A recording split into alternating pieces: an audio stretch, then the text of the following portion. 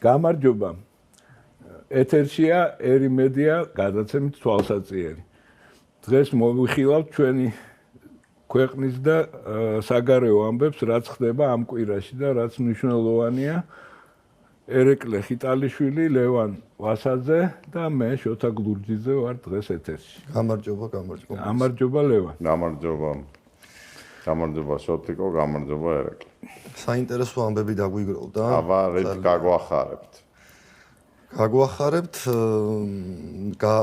გაგვახარა ევროკომისიამ ამ ამბით, რომ ევროპული საბჭოს რეკომენდაციით მიმართავს ევროკომისია საქართველოს ევროკავშირის კანდიდატი ქვეყნის სტატუსი მიენიჭოს. ამის შესახებ ევროკომისიის პრეზიდენტის ურსულა ფონ დერ ლაიენისა და გაფართოების საკითხებში ევროკომისრის ოლივერ ვარჰეის ერთობლივ ბრიფინგზე გახდა ცნობილი. საქართველომ უნდა მიიღოს კანდიდატის სტატუსი, რადგან ნამდვილად იქნა გადადგმული ნაბიჯები, გილოცავთ, განაცხადა ურსულა ფონ დერ ლაიენმა. მისივე თქმით, ევროკომისია სრულად უჭერს მხარს საქართველოს და ქვეყნის მოქალაქეების ევროპულ მისწრაფებას. საქართველოში ევროკომისრის ელჩმა პაվել ჰერჩინსკიმ პრესკონფერენციაზე განაცხადა, რომ კანდიდატის სტატუსის მინიჭების რეკომენდაცია არის ევროკავშირის მხრიდან საქართველოს მოსახლეობის, მისი ხალხის ევროპული მომავლის მტკიცე მხარდაჭერისა და ბოლო წლებში მიღწეული წინსვლის დიდი აღიარება. ევროკომისიის მიერ წარდგენილ ანგარიში შეფასებულია იმ ქვეყნების მიერ მიღწეული პროგრესი, რომლებიც ბლოკში გაერთიანებისკენ ისწრაფვიან, მათ შორის დოკუმენტში საქართველოს მიერ ევროკომისიის მიერ განსაზღვრული 12 პრიორიტეტის შესრულება არის შეფასებული. ევროპული საბჭო საქართველოს თვის კანდიდატი ქვეყნის სტატუსის მინიჭების შესახებ საბოლოო გადაწყვეტილებას დეკემბრის თვეში მიიღებს. ლევან, მე ერთი რაღაცა ვერ გავიგე. ეს არის რეკომენდაცია იმაზე, რომ ჩვენ ეს არის ქართულად რომ ვთქვათ, ორსულობით უსასრულო პროცესი. ურსულათი ვართ ორსულები. ანუ ეს არის დაპირება, რომ დაგვირდებიან. ხო, და იმიტომ რომ კანდიდატის სტატუსი არის დაპირება და ეხლა მივიღეთ დაპირება, რომ დაგვირდებიან. არა, აქ კიდე ერთი ის არის. უკრაინამ მიიღო 9 მილიონი უკრაინელი ვაჟკაცის მიწაში ჩაწოლა, ტერიტორიის განახევრება და თავისი რა ქვია სახელმწიფოებრიობის ჩამოშლა პრაქტიკულად. ვალში ამოხრჩობა ეკონომიკის გაჩერება და დაახლოებით 20 მილიონი უკრაინელის უკრაინიდან გაქცევა. ეს არის საფასური დაპირებისა. ხო, ყოველ შემთხვევაში უკრაინაც რაღაცა ზეიმობდა, რომ რაღაც მიიღო და მე ვერ გავიგე რა მიიღო და ეთყობა რაღაც გაურკვეველი რამე. 32 წელი ხო გავიდა, რაც საბჭოთა კავშირიდან გამოვედით. და 32 წლის თავზე მივიღეთ დაპირება, რომ დაგვირდებიან. ხო, ეს გასაგებია და მე როცა ამ დაპირებას აგვისრულებენ, რომ დაგვირდებიან და დაგვირდებიან, მე კიდე 30 წელი უნდა ვიზეიმოთ, რომ დაგვირდნენ. ხო, დანაპირებს რამდენ წელს ელოდებიანო, როგორ არის? ხო გითხარი, ურსულათი ორსულობის უსრულებელი პროცესი. ხო, აქედან გამომდინარე ჩვენ შეიძლება შევდგეთ ისეთ პროცესზე, რომელიც მართლა რაღაც აი თავის დროზე კომუნისტში შესვლას რო გვპირდებოდა საბჭოთა კავშირი, დაახლოებით ეგ იყო. არა, იქ პირდაპირ იყო, იქ უვიზო მიმოსვლაც იყო და ეგრევე გვეუბნებოდნენ, რომ ეხლა გვაქვს ჩაჩანაკი სოციალიზმი, მერე გვაქვს განვითარებულ სოციალიზმში შევედით, მერე ნარკომანიულ სოციალიზმში და ვერ მივახცეთ ტანეთ სული კომუნიზმამდე და ეხლა ესენი იგივეს გვპირდებიან. იგივეა ათეიზმი, პროგრესის აფერა და ახალგაზრდების მოტაცება მშობლებისგან. ყველა მოდერნისტული თეორია ეგ არის რა, მომავალი უკეთესი იქნება და ის რომ შენ რომ მომავალი უკეთესი გქონდეს, უნდა იყო წესიერი, უნდა შრომობდე, ლოცულობდე, ერთგული უნდა იყო, შვილები უნდა სწორად გაზარდო, ამ სამივეს მტრად მიაჩნია. მართალია, მტრებია. ანუ ფაშიზმისთვისაც, კომუნიზმისთვისაც და ლიბერალიზმისთვისაც ოჯახური წესიერება არის მტერი. იმიტომ რომ ფაშისტებსაც უნდათ ბანაკები და ქონდათ ბავშვების აღსაზრდელი, კომუნისტებსაც და ლიბერალებსაც. ეს არის დაპირების და ეხა ახალგაზრდები დაჰიპნოზებულები არიან და მეაცნიათ რომ ჩვენ მათ უშლით ვართმევთ ევროპულ მომავალს, რაც არის ერთ-ერთი ყველაზე იდიოტური გამონათქვამი, რაც შეიძლება ადამიანმა წარმოიდგინოს ჩვენი ერის ისტორიაში. ისე რა, ჩვენ მეორე იმიტომ რომ ევროპას არ აქვს მომავალი, იმიტომ რომ ვერ აჩენს ბავშვებს და ხდება ისლამური. იმიტომ რომ მუსლიმები ლოცულობენ თავიანთ რელიგიას ემასვებიან. ევროპას მომავალი არ აქვს და ჩვენ თურმე ვართმევთ ვიღაცას იმ მომავალს, რომელიც ევროპას არ აქვს. ნუ ევროპას თუ განვიხილავთ აბა და მეორე ცირკია, აბა რუსეთი გინდათ? ეგ მეორე ცირკი. ნუ თავის. არა, ევროპას თუ განვიხილავთ როგორც საქრისტიანოს, ალბათ არ აქვს მომავალი, მაგრამ მომავალი თუ ექნება კარგ მუსულმანურ ქვეყნებს, ხო, კარგ მუსულმანურ გაერთიანებას ჩვენ ამის წინააღმდეგი საფრანგეთს, მუსლიმურ საფრანგეთს. ხო, ნუ როგორც ამ ცნობილ რომანსია. ანუ ველბოკის თუ. ხო. ისე რომ ჩვენ ამის მოწინააღმდეგენი ვერ გავხდებით. მეორე ეს რა არის? მე მგონია რომ უნდა დაველოდოთ აგვისრულებენ თუ არა დაპირებას, იმიტომ რომ აქამდე ცხოვრობდით დაპირებაში. ხო. ეხლა ავიჩოჩეთ, ეხლა ვარ და ხო, ეხლა ვიყავით რომ დაგვპირდებიან. ეხლა ვართ რომ დაგვპირდებიან. ხო, ნუ და თუ შეგვისრულებენ, გადავალთ მერე დაგვპირდებში. და დაპირებაში გადავალთ და ნუ აი სუ ფიქრობ როგორი იქნება, როგორ გაუმჯობესდება ჩემი ქვევრის ღვინო მაგ დროს, აჭარული ხაჭაპური, მრავალხმიანობა, აი ის ყველაფერი რაც მე მიყვარს, რამდენად უფრო კრუტოი გახდება რა. ეგ თემა მე მგონი სტუმართან გავშალოთ კიდე უფრო დიდად, იმიტომ რომ საინტერესო სტუმარი გვეყოლება, რომელიც ერკვევა ამ რაღაც კანონებში და ევროკონვენციებში და მე მგონია ერთ-ერთი მთავარი თემა უნდა იყოს ჩვენი განხილვაზე.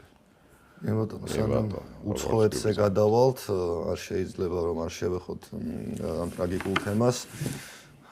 სოფელ კირბალში საოკუპაციო ძალებმა საქართველოს მოქალაქე მოკლეს სახელმწიფო უსაფრთხოების სამსახურის ინფორმაციით სოფელ კირბალის მიმდებარედ ოკუპირებულ ტერიტორიაზე ადგილობრივი მცხოვრებლის უკანონო დაკავების მცდელობისას რუსეთის საოკუპაციო ძალების მიერ ცეცხლსასროლი იარაღით სროლის შედეგად საქართველოს მოქალაქე გარდაიცვალა 6 ნოემბერს გორის მუნიციპალიტეტის სოფელ კირბალის მიმდებარედ.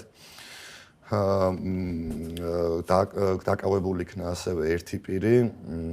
გავრცელებული ინფორმაციით ამაზგინტური აგვისტოს ომის მონაწილე იყო, ეს გარდაცვლილ პიროვნებაზეა საუბარი. ის თანასოფლელ ლევან დოთიაშვილთან ერთად მშობლების საფლავზე იმყოფებოდა, რის შემდეგაც ლომისას წმინდა გიორგის ეკლესიაში ავიდა. ლევან დოთიაშვილსაც შეეხება, რომელიც დაკავებული იყო. უხელღამით გათავისუფლდა, მანამდე კი მიმართვა ჩააწერინეს საოკუპაციო ძალებმა, სადაც ის ყვებოდა ისტორიას, რომ 6 ადამიანი ავიდა საფლავზე, საიდანაც 3 ადამიანი ერთი ავტომობილით დაბრუნდა სოფელში, 3 ადამიანი კი ავიდა ტაძარში, სადაც ისინი ცდილობდნენ, რომ შეენგრიათ ტაძრის კარები და დაენთოთ სანთელი. ეს ყველაფერი მათ შეძლეს, გამოსვლისას კი ეს თავდასხმა მოხდა. თუ დაპირისპირება, დეტალები ცნობილი არ არის და ამ დროს მოხდა სწორედ გასროლა, რის შედეგადაც ამაზგინტური სამწუხაროდ გარდაიცვალა. ო, ეს საშინელი ფაქტია და ზამძიმე რამეა. თან როდესაც დაკავშირებულია ამ ეკლესიის კარებთან და ამ ამბავთან და ურთულესი. რომაც არ იყოს, ანუ რომაც არ იყოს. ბატონი თამაზის სული ულოცავთ ბატონ ლევან სამშობლოში დაბრუნებას, გმობთ საქართველოს ოკუპაციას, უგლოვობთ მის ოჯახთან ერთად, როგორც ტატუნაშვილის ჩამოუსვენებელი ცხედრის მქონე სახლში ვიყავი დევნილების დასახლებაში, ეხლა რომ საქართველოში ვიყო, ეხლაც იგივეს გავაკეთებდი. დღეს დავდგები ჩემი ხატების კუთხეში და ვიტირებ მაგ ოჯახთან ერთად და მაგ ვაჟკაცებთან ერთად. ჩემთვის ძნელია ზუსტად ვიცოდე რა მოხდა, იმიტომ რომ ოფიციალური ინფორმაცია, ხო იცი, როგორი რამეა, მაგრამ ფაქტია, რომ კაცი დაგვეღობა ოკუპანტების ხელიდან და ვგლოვობთ ამას და ვტირით და ყოველდღე ვლოცულობთ, როგორ უნდა გამოვასწოროთ ეს, როგორ უნდა შევატრიალოთ ოკუპაცია დეოკუპაციად და ვგლოვობთ სხვათა შორის ბატონი თამაზის სულს იმ დაახლოებით 120 ბავშვის სულთან ერთად, რომელიც მაგავე დღეს აბორტით მოიკლა საქართველოში.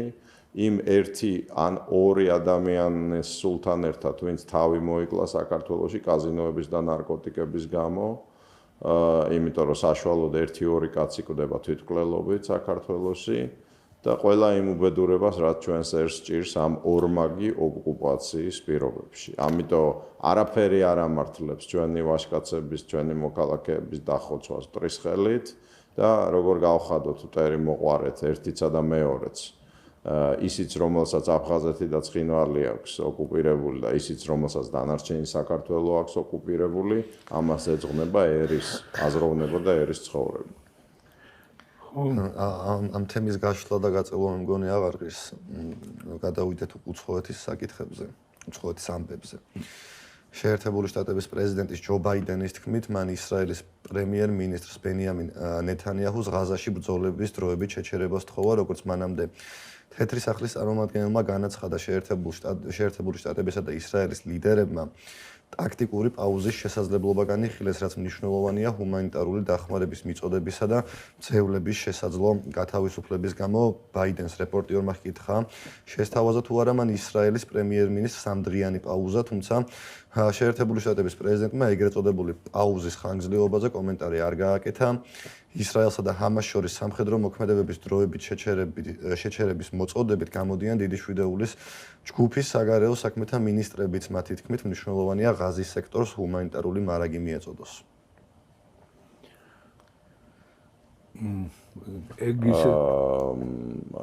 საბჭოთა კავშირი რო დაიშალა ტელევიზიაში თუ გახსოვს ჯერ კიდე დემოკრატია გქონდა და ქვეთ მორბინალისტრი კონი იყო, სადაც ხალხი რასაც უნდა იმას იწერებოდა. გახსოვს ეგეთი ფაქტი? კი. ხო და ერთი ასაკოვანი მამაკაცი ჩემი პატივისცემით ვიძახი ამას, იჯდა სტუდიაში რა, მაგრამ მართლა ძალიან ასაკში იყო და რაღაცა საუბრობდა რა.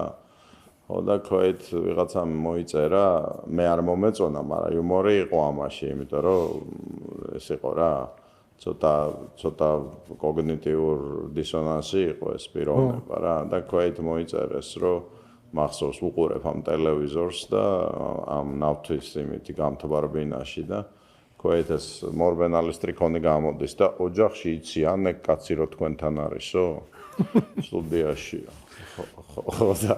ხო და ბაიდენს რო უყურებს, უეგ სტრიქონი მახსენდება ხოლმე. ეხლა რო ერეკლე რო კითხულობდა, რომ რაღაცა სთხოვა, ნეტანიაჰუს ეგ გამახსენდა, რომ ოჯახში იციან, რომ ეგ თხოვა.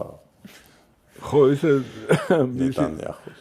ხო, მისი მდგომარეობა ფიზიკური გასაგებია, მაგრამ მის უკან საკმაოდ სასში ძალები დგას და ეს კონფლიქტიც მე მგონი ნაწილობრივ მათი ხო, ეს რაღაც ცინიზმის და ორპირობის და ფარისევლობის ახალ რეკორდებს ამყარებენ. თვითონ შექმნეს, თვითონ დააფინანსეს ხამასი და ეხლა სთხოვენ მას ნეტანიაჰუს ტაქტიკური პაუზები გააკეთოს, სანამ 4500 ბავშვი მოკლეს.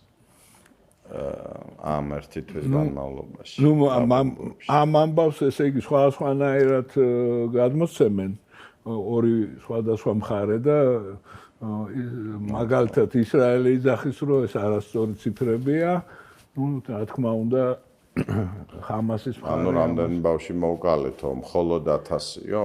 ხო, არ ვიცი, ყოველ შემთხვევაში იქ ხო იცი ამ მათემატიკაში ესე იგი არანაირი ის არ არის რა. სულიერება და რაღაცა განცდა და პრობლემა. თეოდორე მიხაილის ძე დოსტოევსკის ერთი ბავშვის წრემლის მათემატიკა არ მუშაობს. არ მუშაობს არა ამ შემთხვევაში და ეხლა მიმდგარი არიან ეს ყველაზე დიდი ჰოსპიტალი, რომელიც არის გაზაში და მოსალოდნელია, რომ იქ უზარმაზარი მსხვერპლი იქნება და არ ვიცი, და შეერთებულმა შტატებმა ცეცხლის შეჩერებას ხმა არ მისცათ. იმის და მიუხედავად რომ დაახლოებით 170-მა ქვეყანამ მისცა ცეცხლის შეჩერებას ხმა. და როგორ შეიძლება რა ჰუმანიზმზე შეიძლება საუბარი, როდესაც თავარი ამ შემთხვევაში ცეცხლის შეჩერებაა, ხო? რაც არ უნდა მძიმე იყოს მოლაპარაკებები და ხო და მაგი ვთქვი, ანუ გაეროში ამერიკამ იმის წინააღმდეგ მიცა ხმა, რაც ბაიდენმა სთხოვა ნეტანიაჰუს, ანუ ოჯახში არიციან რომ ბაიდენი რასაკეთებს რა. სადა რას დადის რეებს ლაპარაკობს. გადავიდეთ ძალიან საინტერესო თემაზე, ვატიკანის გადაწყვეტილებით კათოლიკურ ეკლესიაში ტრანსგენდერებს მონათლა და ნათლიობა შეეძლებათ. ამის შესახებ ინფორმაციას როიტერი ავრცელებს.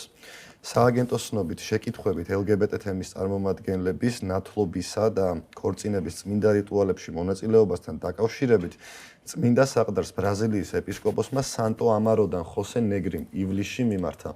ტრანსგენდერების ნათლობასთან დაკავშირებით ვატიკანის რწმენის დოქტრინის დეპარტამენტის პასუხი დადებითი იყო, თუმცა მათი განმარტებით ამან არ უნდა შექმნას საჯარო სკანდალის ან მორწმუნეებში დეზორიენტაციის გამოწვევის რისკი.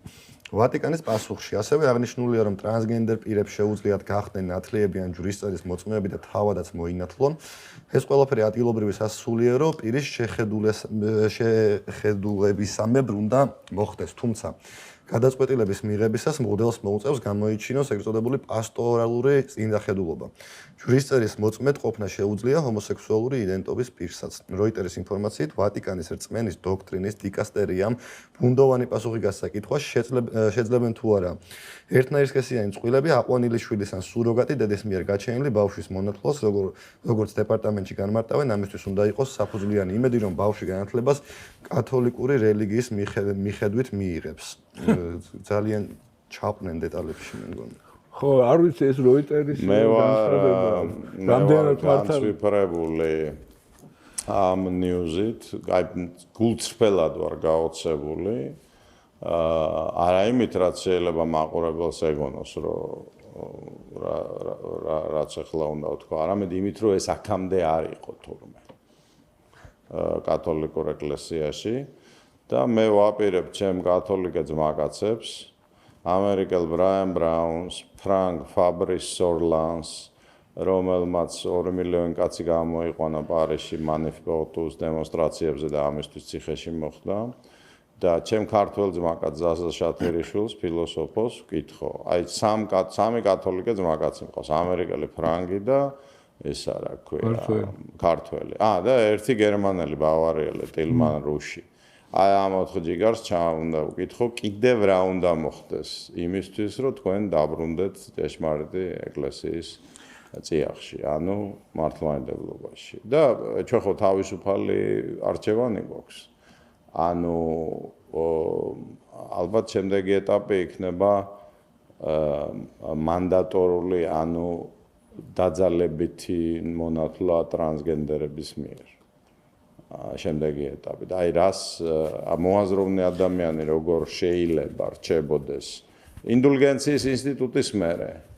კი, პატივს ცემთ ყველა რელიგიას ამ სიტყვებს ვიძახით, მაგრამ აი როდემდე უნდა რჩებოდეს ადამიანი მასში, რა ქვია, კათოლიციზმში მე არ ვიცი, ჩემი საქმე არ არის, ჩემი თავისთვის ვერ მიმიხედია, ლოცულობ ყველასთვის. მაგრამ ჩემ კათოლიკე ძმაკაცებს აუცილებლად ვკითხავ, ბრაცი, როდემდე ერთ რაღაცას ვიტყვი რა, მეც დავამატებ ლევან, ტენდენცია მართლმადიდებლობის შენ იცოდი რომ ეს არ შეიძლებოდა აქამდე კათოლიციზმში. მე ვიცოდი რომ არ შეიძლებოდა და შენ ჩემზე ბრადვინო. ტენდენცია იმისა რომ მართლმადიდებლობაში ესე იგი გადმოვიდეს კათოლიკე ჯერ შეიმჩნეოდა 90 წინა საუკუნის 90-იანი წლებიდან ძალიან დიდი ნაკადი მაშინ ამას ხსნიდნენ იმით რომ იქ რაღაცა ვატიკანის არაპოპულარობით და მის მონაწილეობით რაღაც იარაღის ბიზნესში და ასე შემდეგ, ხო? და ეხლა უკვე პრინციპში კანონიკურ იმას ხდება, ხო? ერთი 20 წლის წინ ათონზე რო პირველად ვიყავი ბერძნების მიერ ჩვენგან წართმეულ ივერონის მონასტერში ხატს ყიდულობდი მონასტრის მაღაზიაში ხო და ძალიან სანდომიანი ბერმორჩილი იყო მოხუცებული კაცი ძალიან ლამაზი სახე ჰქონდა ესეთი და ძალიან საზრისით სავსე თვალები ხო იცი კაც ციგნი რო არა აქვს წაკითხული ეგრევე ეტყობა რა და ციგნი თუ აქვს ერთი მაინც წაკითხული და ჯობია 1000 ციგნი ეგრევე თვალები ხო იცვლება რა და ამ კაცს რო შევხედე მივხვდი რომ ძალიან ეს იყო რა მოაზროვნე და ღრმა ადამიანი ძალიან ლამაზი ესეთი წვერი ჰქონდა თეთრი და ჩამაფრინდა, ჩამეკითხა, შენო ქართველი ხარო? ეღიმებოდა ეს და ხო მეთქი, როგორ მიხვდით მეთქი და რა მიხვედრა უნდაო მეუნევა და თქვენ მიმბრძანდებით მეთქი და შვეიცარიელი ვარო და ვინახართ მეთქი განათლებით ფილოსოფოსი ვარო. ხო და აქ რამ მოგიყვანა მეთქი სერგო ზაქარიაძის არის. მადლიანო შედალოცილო შემადლიანო შე. ხო და აი რამაც მომიყვანაო ხო იციო, გამოვიარეო კათოლიციზმიო და ყველაფერიო და მივხვდიო სად არისო. ჭეშმარიტებაო და ისეთი ბედნიერი ვარო ახლაო. რას აკეთებდი? ჩემი მორჩილება არისო, გამყიდველობაო მაღაზიაშიო რა. ხო და ვფიქრობდი რომ აი ჭეშმარიტი შვეიცარიელი რა. ხო, ნუ ყოველ შემთხვევაში ეგ ტენდენცია იყო ევროპაში, თუმცა ამ ლიბერალურმა უბედურებამ ჩაანაცვლა ეს რელიგიის შეცვლაზე კი არა, საერთოდ სქესის შეცვლაზე გადავიდა. არა, თან მე ხარ ყველა არ გამახსენდა შვეიცარიელი, კალვინიზმი საერთოდ უკვე აი იმიდან კათოლიციზმიდან წამოსული პირდაპირ ისა პროტესტანტულია ეს ნაკადი ხო კალვინიზმი კიდე სხვა არის რაზეც აშენდა ეს რაც ინგრევა ახლა დასავლეთში ხო და ამიტომ მე არ ვიცოდი შოტიკო შენ უფრო ვისახარ გათვითცნობიერებული კი მე მეტი ურთიერთობა მაქვს ჩაორჩი ცხოვრებას აქამდე ცხოვრობდი დარწმუნებული რომ ტრანსგენდერებს თავისუფლად შეუძლიათ მონათლონ ბალღები არა აღმოჩნდა რომ მე მგონი ამას რაღაც რეაქცია მოყვება და კიდე ვიტოვებ იმედს რომ ეს ინფორმაცია როიტერის უტყუარობის და მიუხედავად შეიძლება ტყუილი იყოს. აი აგერ მიდევს რუკა, რომელიც ძალიან მიყვარს. და ყველამ ვიცით ხო, ეს ივანეს სინელის კლემაქსის მიხედვით შედგენილი რუკა.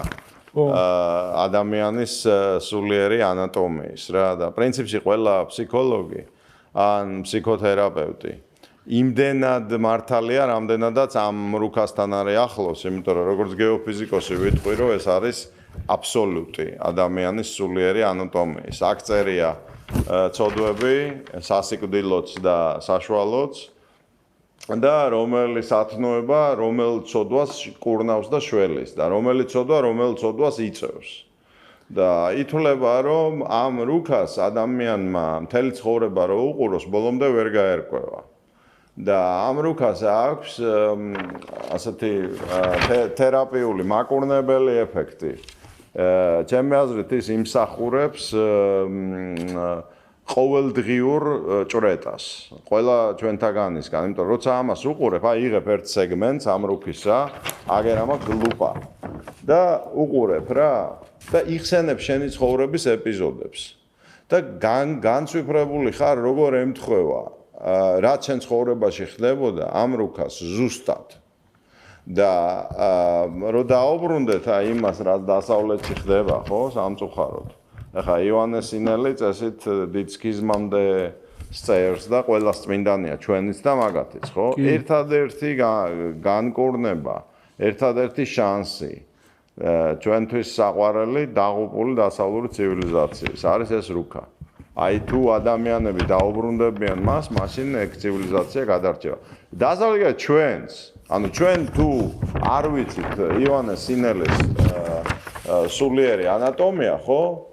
ნუ პრინციპში ვიბრალებთ, რომ ქრისტიანები ვართ რა.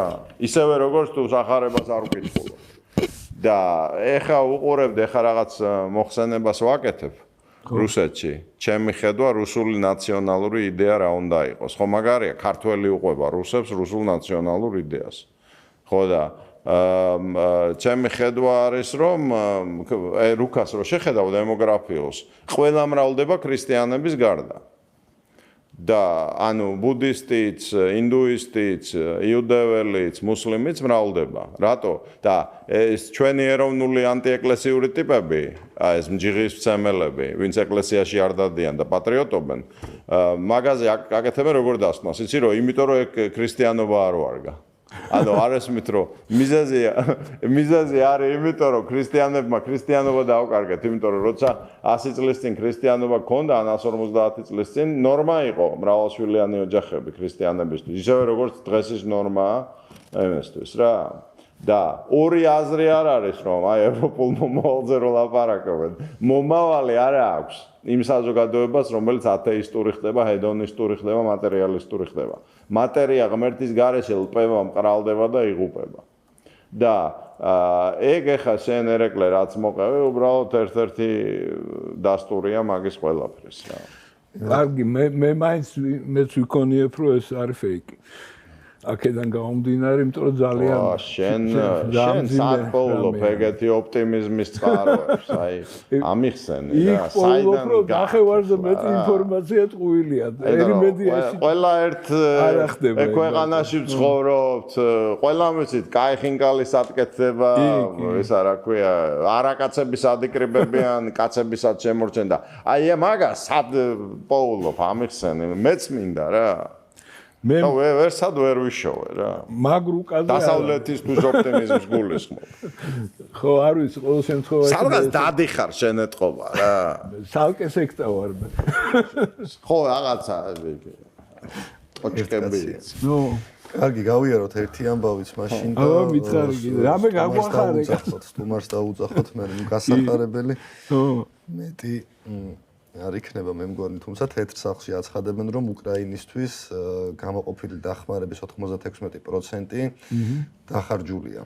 ამის შესახებ ინფორმაციას თეთრი სახლის წარმომადგენელი ჯონ კირბი ავრცელებს, მისი თქმით საუბარია 60 მილიარდ ამერიკულ დოლარზე, რომელიც როგორც სამხედრო, ისე ფინანსური და დახარჯული, ანუ შემოეხარჯა თუ დახარჯა უკრაინა. ნუ აი კარგი საწავიდა ის თანხები კონკრეტულად, თუმცა ჰუმანიტარული დახმარებისთვის და სამხედრო დახმარებისთვის იყო. კირბის განმარტებით მხოლოდ სამხედრო დახმარებაზე გამოყოფილი სახსრებიდან 90% უკვე გაიხარჯა. თავდაცვის დეპარტამენტს დაახლოებით 1 მილიარდი დოლარი დარჩა, რაც ზამთრის მარაგის შევსებაზე უნდა დაიხარჯოს, ასე რომ ჩვენ დამატებითი მოთხოვნის დაკმაყოფილება გვჭირდებაო, განაცხადა კირბიმ, რაშიც ის კონგრესში გადაგზავნილი ახალი სამხედრო პაკეტის დამტკიცების საჭიროებას გულისხმობდა. შეერთებული შტატების პრეზიდენტი ჯო ბაიდენი კონგრესს თხოვს, რომ უკრაინისთვის დახმარების სახით კიდევ 61 მილიარდი დოლარი გამოყო ბაიდენის ინიციატივით. ეს თანხა უფრო დიდი მხარდაჭერის პაკეტია, რომელიც უკრაინასთან ერთად ისრაელისა და ტაივანის სამხედრო დახმარებასაც აერთიანებს. ასევე ამ პაკეტში გათვალისწინებულია თანხა შეერთებული შტატებისა და მექსიკის საზღვრის დაცვის გაძლიერებისა და ჰუმანიტარული საჭიროებებისთვის.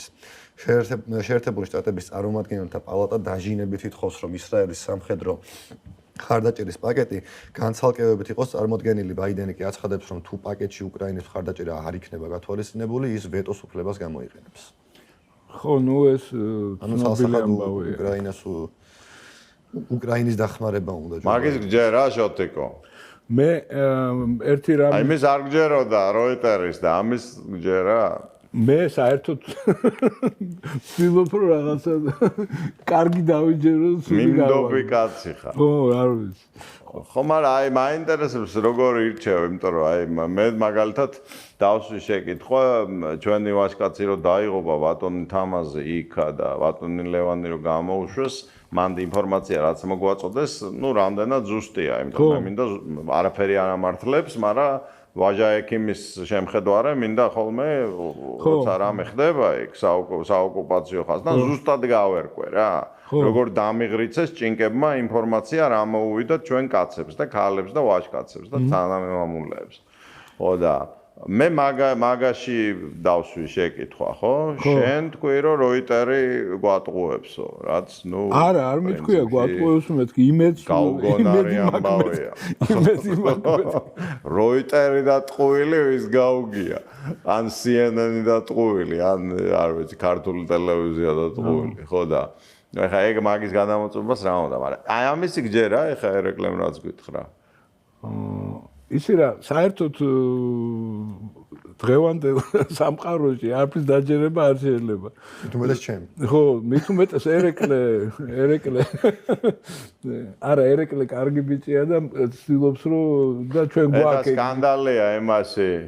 ინდოეთში მე ინდურ ნიუზებს უსმენ, იმიტომ რომ სამხრეთ აღმოსავლეთ აზია გლობალური სამხრეთი მაინტერესებს და ჩინურსაც უსმენ და რამდენადაც ჩემი ჩინურის ცოდნა მაძლევს უფლებას, ხუმრობ რა თქმა უნდა, ინგლისურენო ვარ ჩინურს და ნუ ინდური ხო ადვილია და იქ სკანდალია ხა ინდოეთში ვიღაც გოგო მსახიობი არც ვიცი ვინა შხაპიდან გამოდის კუპალნიკში რა, იმაში. რა ქვია ქართულად კუპალნიკს არც ვიცი. მაპატიონ ჩემო პატრიოტებმა ხო და საცურაო კოსტუმში ხო და მოგეთ ეს deepfake-ი როა ხო იცი ტექნოლოგია. ხო. რო აყალბებენ და ორი ვიდეოა რა, ვიღაც პორნო ვარსკვლავი გამოდის და ვერ გაარჩევ ხმას იმას და მე ეს გოგო გამოდის და ეს გოგო არის შოკში რა. ხო და იმ დღეს ერთი კიბერუსაფრთხოების გურუს ხვდებოდი რუსს, რომელიც არის სოფლიოში წამყვანი ავტორიტეტი კიბერუსაფრთხოების და დამშოკა რითი იცი რომ ამ deepfake-ზე ვლაპარაკობდით და ვეუბნეოდი რომ ეს რა ვნახე მეთქი, იმიტომ რომ მე ცოტა უფრო ღრმად მაქვს ნანახი. და ანუ პრინციპში უკვე ისეთ დონეზეა რომ აი მე შენ და ერეკლე ხა შეიძლება არც ვიყოთ ამ კადრში, ვიღაც სხვა ტიპები ლაპარაკობდნენ ჩვენი სახელით რა. ხო. ასე რომ ნურც იმას დაიჯერებთ, ჩემო კარგებო, რასაც თქვენ დღეს გეუბნებით რა. ხო და ამ კაცმა რა თქვა, არ გაინტერესებს? ვინა? ეხლა სერიოზული კაცია ამ კიბერუსაფრთხოების ის არის რა, მთავარი კიბერსპეციალისტია სოფლიოში. Tak ვიფემ და კიბერნეტიკუ გახსოვს იმაში რა. ხო და არის რა მეცხრა. შენო როგორ დონეზეცო მოძრაობ, ანუ ბიზნესში და პოლიტიკაში, აი რა დონის შეხვედრებშიც მოძრაობ? თითქმის 100%-ით შემიძლია გითხრა რომ შენ უკვე ნამყოფი ხარო შეხვედრაზეო. სადაც ხალხი იყო და ერთ-ერთიო გეგონა რო იყო და იქ სინამდვილეში არ იყო. როგორ მეთქი ახლა? აი გეუნევიო, რომ ეს უკვე პრაქტიკაშიაო, ჰოლოგრამულიო და თუ არ შეეხეო. აი ახლა ხო ფანტასტიკის დონეა. ამ კაცმა მითხრა ზნაევაშურევენ, ვიცი რა თქვენი დონე კონტაქტების და შეხვედრების, ძალიან მაღალი ალბათობით თქვენ უკვე ნამყოფი ხართ შეხვედრაზე, სადაც რამდენიმე კაცი იჯდა და ერთ-ერთი იქ არის და. ეხლა გინდა გიჟი დამიძახე, გინდა რაც გინდა აი რაც მითხრა კაცმა. შეხვედრაზე რომ მიდიხარ, მაინც პირჯვარი გადაიწერე ხოლმე. ერთადერთი ჩევაჟებისლია თქვა რა. ან იქნებ ზაზა არა კათოლიკე, ან გურამა არა მართლა. აი რა მიდი და გაარკვე. არ ვიცი. ყოველ შემთხვევაში ამ ძიმე თემებზე ცოტათი იუმორით საუბარი კარგია და დავასრულოთ დღეს ეს აი რომ ვიღებ ხოლმე ეგეთ შოქს სანამ დაავალთ მოდივარ და ამ ჩემ რუკასთან ლუპით ვჯდები და წმარდები ხოლმე და ყველას ურჩევ ვისაც უნდა ისა დაიმშვიდოს ნერვები და კარგად იყოს ივანე სინელის სულიერი ანატომია. ხათაშორის მაგის ქართულის თუ არის ანალოგი ეგ არ საინტერესო. მე ქართულს ხმარობ, ეხა მოსკოვში მიდევს რუსული, თორე ქართული უფრო მაღალი ხარისხის მაქვს ესეთი პოლიგრაფიული. უფრო კარგია ვიდრე ეს რუსული. კარგი. ყველაზე მაგრა გაკეთებული როგორც ყოველთვის ინგლისურენოვანია, რა სჭირდებათ არ ვიცი, მე მგონი უბრალოდ იმაზე იყენებენ შპალიერად, მაგრამ ქართული ძალიან მაღალი ხარისხის პოლიგრაფიული უკვე გამოცემული 1-15-20 წლის. კარგი. ეხლა მეორე ნაწილზე გადავიდოთ, დავპატიჟოთ ჩვენი სტუმარი და მე მგონი მთავარი თემა ჩვენ შევთანხმდით და ეს ამ ყველაფერთან ერთად ეს ებმევა რა თქმა უნდა ერთმანეთში არის კავშირში და განვიხილოთ ეს უფრო ფართოდ. არის მე სტუმარს დაუთმობ ადგილს და დაუძახეთ დაგემშვიდობებით.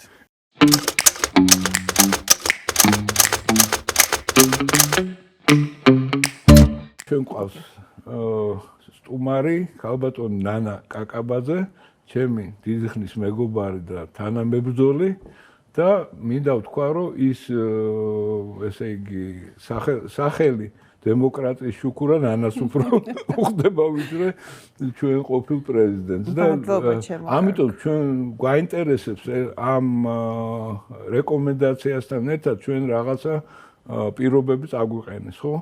და მე ვერ გავერკვი, იმიტომ თარგმანი ნორმალური არ არის, არავინ არ გვიხსნის ამას, სად მივდივართ, რატომ მივდივართ, რას ვაკეთებთ და შენ როგორც ადამიანი, რომელიც საერთაშორისო კანონმდებლობაში, ჟენევის კონვენციაში, ადამიანის უფლებებში, რა ვიცი, ყველაფერში ერკვევი საუკეთესო და მე მგონი ესეთი ექსპერტი ევროკავშირსაც არ ყავს.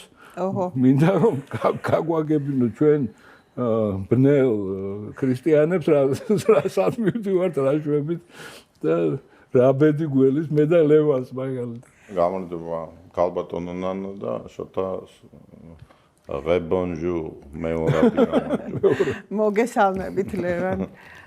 ჯერ ერთი მადლობა მოწვევისთვის, მადლობა შოთიკო. მადლობა რომ მოგბრძანდით. ეხლა რა ხდება საერთოდ ჩვენს თავს, ხო? ჩვენს თავს ხდება ისე რომ გვეშველება რამე? არაფერი არ გვეშველება მგონი. ჩვენს თავს ხდება ის რომ სადღაც მივექანებით, მივდივართ და არ ვიძახი რომ არ უნდა წავიდეთ და უნდა ვიყოთ იზოლაციაში, არ უნდა ვიყოთ ევროპის ან მსოფლიოს ნაწილი, რა თქმა უნდა ვიყოთ, მაგრამ ჩვენ არ ვიცით სადაც მივდივართ, იქ რა გვხვდება, ან ჩვენგან თვითონ იციან ნანა. ჩვენგან რა, თვითონ კარგად იციან ძალიან კარგად. ჩვენ არ ვიცით ჩვენგან რა უნდათ და ჩვენ რა გვინდა მათგან. აი ეს არ ვიცით. უბრალოდ მსოფლიო მედიამ, ისევე როგორც ჩვენმა მედიამ შექმნა პიარი იმისი, რომ ესე იგი ევროკავშირის გარეშე ჩვენ დავიღუპებით. ამიტომ ჩვენ უნდა წავიდეთ გავხდეთ ევროკავშირის წევრი და აი ის რომ ჩვენ არ მოგვენიჭა კანდიდატის, ესე იგი წევრობის კანდიდატის სტატუსი, ეს იყო კატასტროფა. თუმცა არავის არ განუხილავს ის საკითხი, რომ ვისაც მიენიჭა, ხო, ეს სტატუსი, იგივე საწოდავ უკრაინას მაგალითად, ხო, და მოლდოვას. იმათ რა შეიძინეს მას მერე რაც ეს სტატუსი ჰქონდათ და ჩვენც აი ამ სტატუსის მიღების შემდეგ რა შევიძენთ? ეხლა რატო არის ეს მნიშვნელოვანი? იმიტომ რომ როდესაც რაღაცა ღირებულს იძენ, ბუნებრივია ზოგჯერ რაღაცის დათმობა აუცილებლად გიწევს, ხო? და გააჩნია შენ უნდა აწონო ეს შენი ერისთვის და შენი ქვეყნისთვის, რა არის ის რაც შენ უნდა გაიღო და რა არის ის რაც შენ უნდა მიიღო. აი ამ რეკომენდაციებში, რომელიც ჯერ გადათარგმნილი არ არის ბოლომდე, ეს არის 126 გვერდიანი, ესე ვთქვათ, მოთხოვნები, რომელიც ჩვენ გვაქვს აყენებული, რომელიც უნდა შევასრულოთ. რომანი თუ არა ის ყოფილა. მოთხრობა კარგი გითხრობს. რომელიც ჩვენ უნდა შევასრულოთ არა 15 დეკემბრამდე ბუნებრივია, არამედ აი ამ კანდიდატის სტატუსის მონიჭების შემდგომ, რაც ჩვენ უნდა შევასრულოთ. იმაში ყველაზე საჩოთი რო ესე მსუბუქად რო ვთქვათ, არის ის თემა, რომ ჩვენგან მოითხოვენ იმას, რაც ჩვენს იდენტობას, ჩვენს რწმენას, ჩვენს სულიერებას აბსოლუტურად ეწინააღმდეგება. ეს არის ერთადერთი, რომელიც არის ჯერჯერობით გადათარგმნილი, ყოველ შემთხვევაში ჩემი ანების მხრიდან და ალბათ ორივე მხარე თარგმნის ეს ნაციონალებიც და თარგმნის ხელისუფლებაც და ორივე იქნება მიკერძოებული ალბათ და მნიშვნელოვანია, რომ ნეიტრალური ნათარგმნიც იყოს. ეს რაცაც ვფიქრობ, რომ უკვე ძალიან საჩოთი რო თემა, ეს რომ ეს პრაიდების ჩატარების უზრუნველყოფა, ანუ მშვიდობიანი უზრუნველყოფა უნდა აიღოს თავის თავზე ხელისუფლებამ, რომ ეს ჩატარდეს მშვიდობიანად. ვინც ამას ეწინააღმდეგებოდა წარსულში, ისინი იყვნენ კაცრად დასჯილი და ბუნებრივია, ვინც ამას თუ ასეთი შეწინააღმდეგება იარსებებს, ისიც უნდა იყოს კაცრად დასჯილი. ეს და ნუ იქ მოთხოვნილია კიდე სხვადასხვა მოთხოვნები ამასთან დაკავშირებით, რომ როგორ უნდა უზრუნველყოს ხელისუფლებამ, რა უნდა გააძლიეროს და ასე შემდეგ და ფაქტიურად ძალიან მნიშვნელოვანი ნაწილი სწორედ აი ამ თემას ეხება. არა და ეს ის თემაა, რომელზედაც ჩვენ ალბათ უნდა ვიყოთ შეთანხმებული. ევროპა იქნება ეს,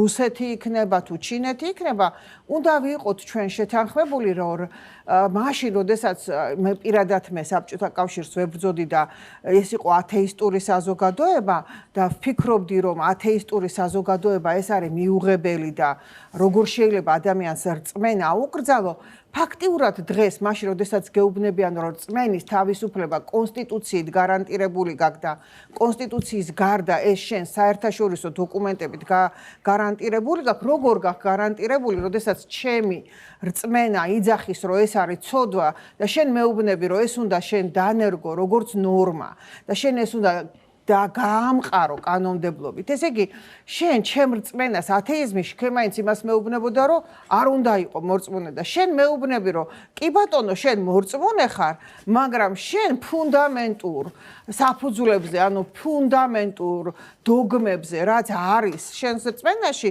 იმაზე უნდა თქვა უარი.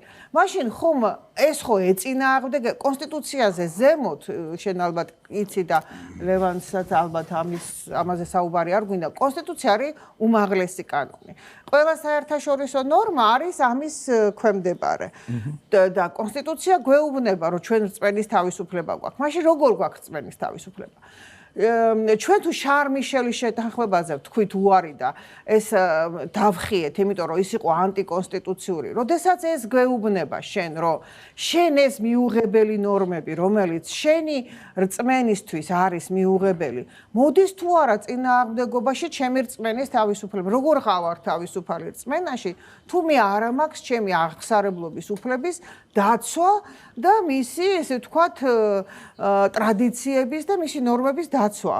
იმ ელემენტარულ დონეზე მე არ ვიძახი, რომ ვთქვათ, ეს მთლიანად იმ წესით გადაეწყოს, როგორცაც ამას ეკლესიაში ატარებენ, მაგრამ ცხოვრებაში მე ის გავატარო, რომ ეს ცოდვა რატო უნდა მქონდეს ამისი აკრძალვის დასჯადი რატო უნდა? ხო, რატო უნდა იყოს ეს დასჯადი კანონმდებლობით?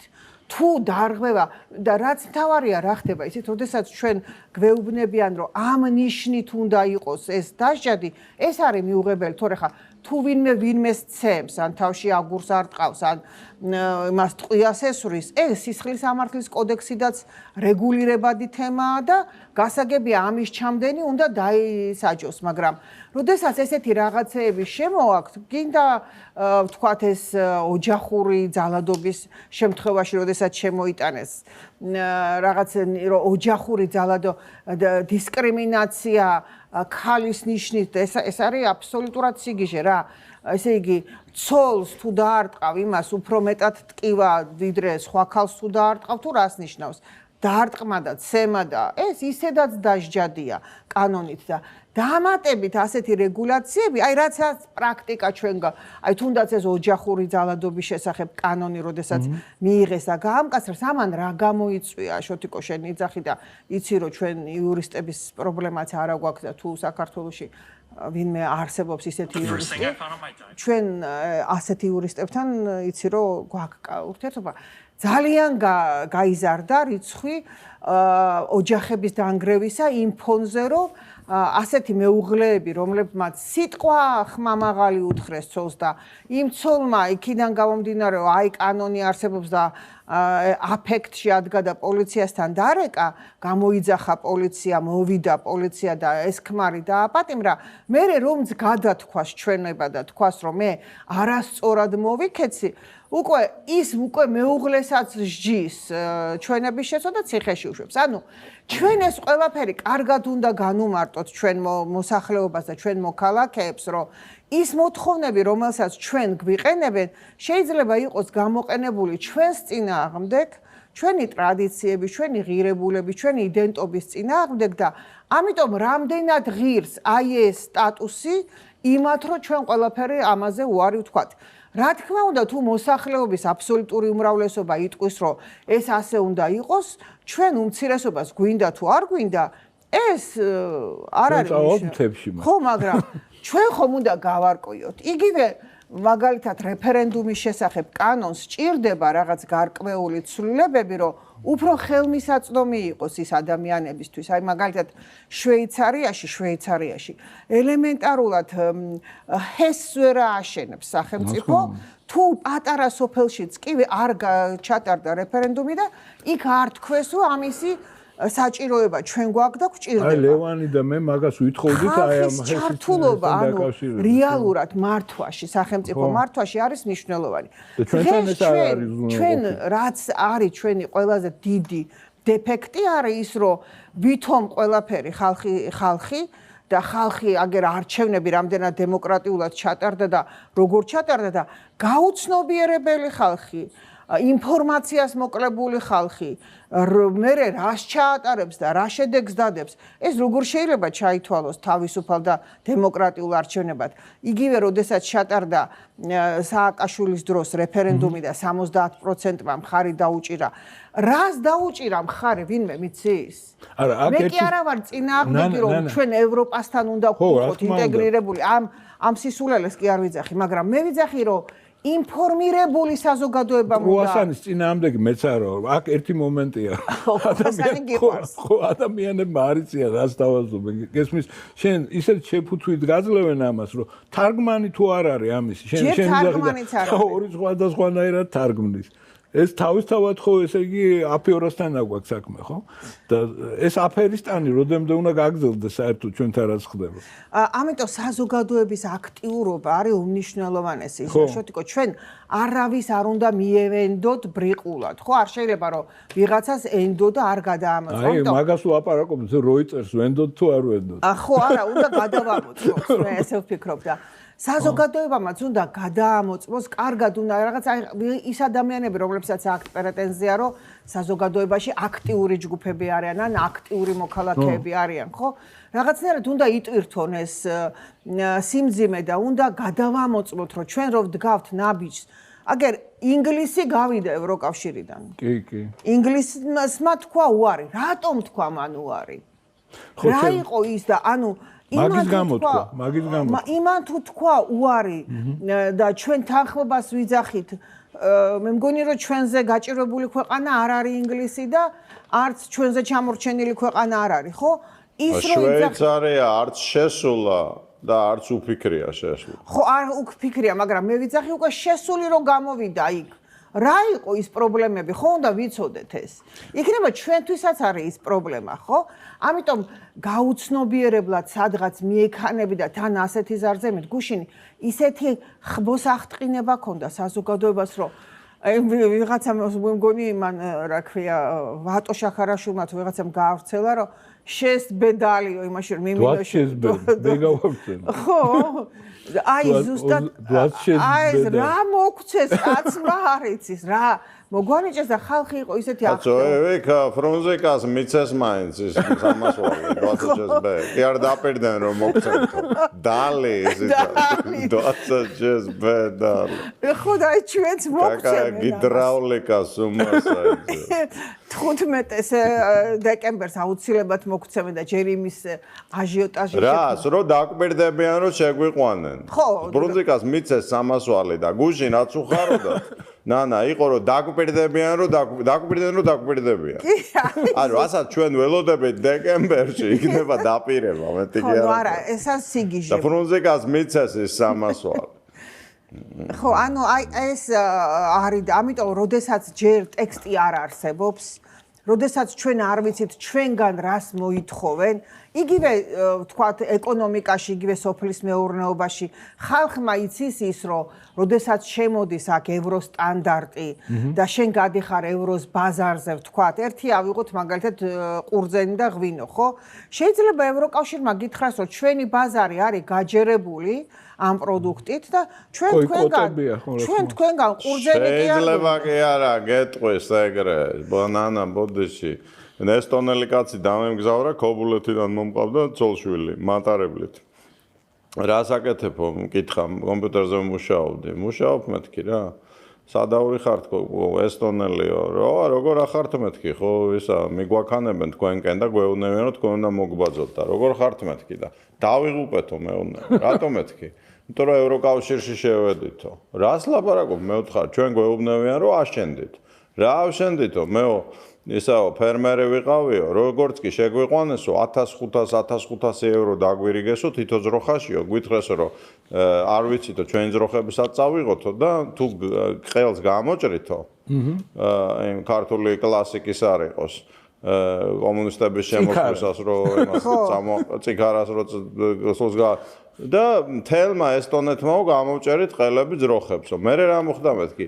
ახალგაზრდებიო წავიდენო ლონდონში სასტუმროებში მუშაობენო, ვინც დარჩენო ნარკომანები და ლოთები არიანო. მე აქ რა საკეთებ მეთქი? აი როგორც მომიყვა, აი ღმერთი რჯული რამეს თუ ვამეტებდე რა. და აქ რა საკეთებ მეთქი და სამუშაოს ვეძებო. სადა მეუთხარი? ბათუმშიო, რატო მეუთხარი? მეო ისო ჰიდროინჟინერი ვარო განათლებითო და თქვენთან რაღაც ჰესი შენდებაო და იქნებ სამსახურში ამიყვანო. ესეთი ზორბა ახოვანი ესტონელი კაცი იყო. ხო და განცვიფრებული დავრჩი რომ თურმე სადაც გვეპატიჟებიან იქ ხალხი იღუპება. ხო, ისა ერთი მნიშვნელოვანი რაღაცა მინდა ვთქვა, რომ არის რაღაცა ნორმები კიდე, რომელიც შეიძლება ჩვენ მართლა გამოგვადგეს, მაგრამ ამას ისე რატო არ ვამკვიდრებთ ამ რა ქვია გათახსირების შემოღებით ვერ ხვდები რა იმის გარეშე, ხო? აი იგივე მინიმალური როდის შემომიერთდებით, რომ ვთქვათ, რომ აღარ არის ეგ ნორმები, რომ აღარ მივდივართ მაქეთ, რომ არ გვინდა ეგეთი ევროპა, რომელმაც ქრისტიანობას უღალატა, რომელიც მალე მუსულმანული ხდება ისედაც. სხვა რამეს გულისხმობ. მე გულისხმობ იმას, რომ მაგალითად შრომის დაცვის თვალსაზრისით ჩვენთან რომ მონოფლობელობა აქ და 300 ლარზე 24 საათ ხალხს ამუშავებენ, ეგ ნორმები ჩვენ შემოვიღოთ. ყველაზე კაი ევროპაში რაც არის, ავიღოთ და გადმოვიღოთ. რა გვიშლის? ამ რაღაც იმის რა ქვია, პრაიდების გარეშე, ხო? რა გვისლის და იქ სადაც მე ვიცი რომ შენ წინ წასული სოციალისტი ხარ და მე არც სოციალისტი ვარ, არც კაპიტალისტი ვარ და მე და შენ ბევრჯერ გვიკამათია ჩემთვის კაპიტალიზმის და სოციალიზმის ერთი ჯანდაბაა და შენ მაინც გჯერა სოციალიზმის სიკეთების, მაგრამ რა გვისლის და ის რომ როცა მიშა სააკაშვილმა თუ გახსოვს ვიდეოკამერების წინ მიიყვანა ჯგრო ხალხის და დაასაქმეთო რომელიღაცა ქარხანას უთხრა, არ დავასახელებ რომელს. და დააძალა დასაქმება. მე იმ ქარხნის ფლობელებისგან ვიცი რა მოხდა. ეს ტიპები, ვინც მიშას ბრძანებით დასაქმდნენ და ეს ქარხანა იძულებული იყო, რომ აეყვანათ ესენი სამსახურში. სამსახურში არ დადიოდნენ და ეუნეოდნენ, მოდით რა არ ვივლითო და ჩვენი ხელფასი გავიყოთო, ნახევარი ჩვენ მოგვეცითო, ნახევარი თქვენ დაიტოვეთო.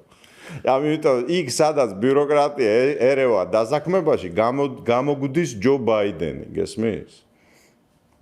ხო, მე კი არ ვამბობ რომ ბაზარმა უნდა დაარეგულიროს ყველაფერი, მაგრამ მე ნამდვილად მოწინააღმდეგე ვარ იმ კორუფციისა, რაც ჩდება იქ, სადაც არის чиновники. ბაზარი არეგულირებს ქურდულ რაზბორკებში. ხო იცი როგორ არის? იქ მართლა რეგულირდება ყველაფერი. ამ ბაზარში მე მგონი სხვანაირად უნდა იყოს. აეგ მაინტერესებს, იმიტომ რომ არის რაღაცა კონტექსტი ამისი, რომელიც მართლა მისაღებია ჩვენთვის, ხო? ის ნორმები, რომელიც ევროპაში როგორ შეიძლება იყოს. და მეორე რამეა, რომ ჩვენ გვაქვს უფლება, ახლა კიდე ერთ მნიშვნელოვან კითხვას დავსვავთ, რომ ამ კომპონენტების გარეშე მივიღოთ რამე სიკეთე თუ არის იმ ევროპაში, რამე თუ ყრია, კარგი და ამაზე უარი ვთქვათ, ხო? ის რაც ჩვენთვის მიუღებელია. იცი რა არის, მე საერთოდ პოლიტიკაში ყოფნას არასოდეს არ ვაპირებდი და არც ახლა, მაგრამ ხელისუფლებაში რომ ყოფილიყავი, პირველს რასაც გავაკეთებდი, მე გავაკეთებდი ჩამონათვალს იმ პრინციპებისა, რომელსაც ჩემი ერი არასოდეს არ დათმობს. და ასეთი ვისაც უნდა რომ ასეთი მიმიღოს. დეკლარაციას. ხო, აი, დეკლარირებას გავაკეთებდი რაღაც. ჩემი პრინციპების, ჩემი ქვეყნის პრინციპების, რომელიც იქნებოდა სწორედ საზოგადოების რეფერენდუმით მიღებული და დამტკიცებული, რომ ეს არის ის რაც ქვეყანამ არასოდეს არ უნდა დათმოს, იმიტომ რომ ეს არის იდენტობის დაკარგვა და ეს არის შენთვის, როდესაც ხარ 3 მილიონიანი ერი, როდესაც ხარ, ხო, რეალურად და ნუ კაი, ნუ ვიდავებთ იყოს გაეროს მონაცემებით და 4 მილიონი ნახევარი, მაგრამ კი ბატონო, როდესაც ასეთი მცირერიცხოვანი ერი ხარ, არა გაქვს უფლება შენ ისეთი ნაბიჯები გადადგა, რომელიც შენ ერს გადაშენებით და გაქრობით ემუქრება და თუ იდენტობა გაქრება, მაშინ ერიც აღარ იქნება.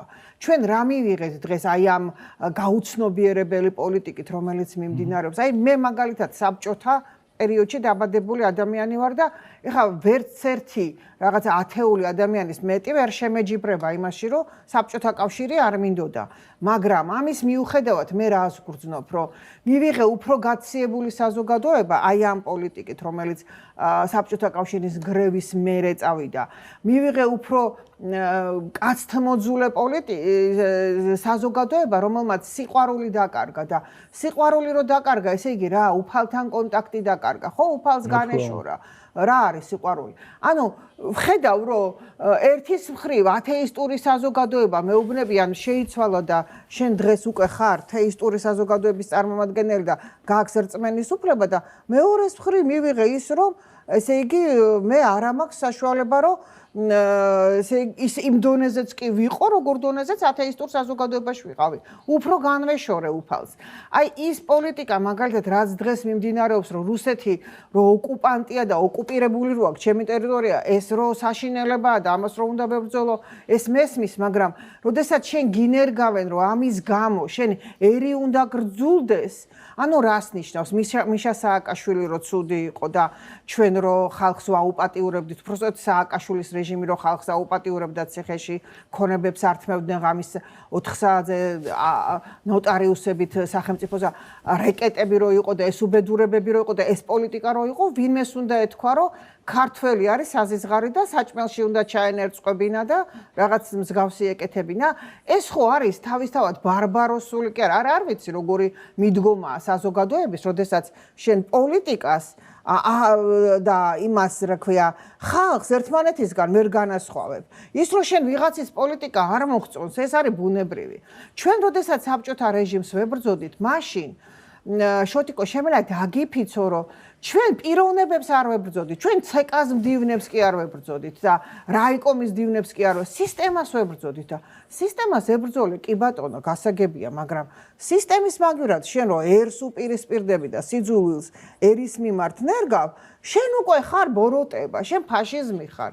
შენ რაღაცა ის კი არა ხარ, რაც გაქვს დეკლარირებული, არამედ აბსოლუტურად სხვა რამე ხარ. და აი ეს არის, ისა რა ქვია, ეს ფაქტორი არის ძალიან მნიშვნელოვანი, რომ ჩვენ ერთს გვეუბნებიან, რომ აი ამ მიმართულებით ვითარდები, მაგრამ რეალობა გვაძლევს სულ სხვას. ანუ გვეუბნებიან, რომ შენ თეისტური საზოგადოება ხარ, მაგრამ რეალობაში ჩვენ ვღებულობთ, რომ ამაზე უფრო ათეისტურ საზოგადოებაში მე საბჭოთა კავშირშიც არ მიცხოვრია, მე არ მიცხოვრია 30-იან წლებში ნამდვილად და არც 20-იანი წლების კომუნისტებს არ მოვსწრები ვარ და არ ვიცი ისინი ეკლესიებს როგორ ანგრევდნენ და რა შვებოდნენ, ეს ვიცი გადმოცემით, მაგრამ მე რასაც მოვსწრები ვარ 70-იანი, 80-იანი წლების კომუნისტებს, რასაც ისინი აკეთებდნენ ეკლესიის წინააღმდეგ, დღეს 100 იმდენი კეთდება თან თეისტური საზოგადოების სახელით. იგივე ესე ლაფში ამოსვლილი ჩემი რელიგია, ესე შეურაცხყოფილი და დაკნინებული, როგორცაც დღეს ბედავენ მასობრივი საინფორმაციო საშუალებები და ფაქტიურად არ არსებობს ქვეყანაში კანონმდებლობა, რომელიც ამისგან მორწმუნე ადამიანს იცავს და მორწმუნე ადამიანი ყველა გამოკითხვით, მათ შორის საერთაშორისო გამოკითხვებითაც 80-დან 90%-მდეა, ხო?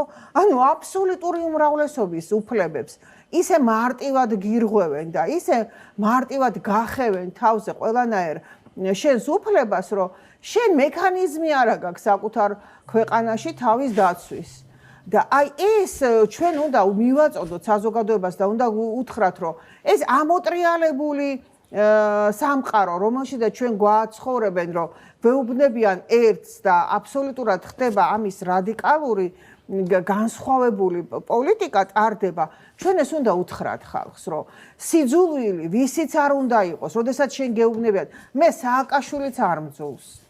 უბრალოდ მისი ქმედებები, მისი საქციელი, მისი პოლიტიკაა ჩემთვის მიუღებელი, მაგრამ ის რომ იმას საჭმელში ჩაუნერწყო და რაღაც აი ესეთი მსგავსი საქციელები აკეთო, რასაც მე დღეს ვიგებ რომ ამას აკეთებენ ქართველები რესტორნებში რუსების წინააღმდეგ და რა მე მცხვენია ამ საქციელის გამიგია და საშინელება ხო არა ხო და ამიტომ აქამდე ვინ მიგვიყვანა აქამდე მიგიყვანა იმ პოლიტიკამ და იმ პიარმა რომელიც მიმდინარეობს და ქვეყანა რითი იმართება ქვეყანა დღეს იმართება ტელევიზიებით ხო ტელევიზიები მართავენ დღეს და აი ამ ტელევიზიებით მიდის აი ამ პოლიტიკის პროპაგანდა ამიტომ მე ვფიქრობ რომ აი ყველაფერ ამაზე საჭირო არის ერთი ძალიან სერიოზული ჯგუფის შექმნა რომელიც ამას არა ისე როგორც ახლა საზოგადოებაში ბნელი კუთხით მიაწოდებს და არამედ ფაქტებზე დაყრდნობით ისაუბრებს რომ აი ეს არის თუ არა დღეს ჩვენი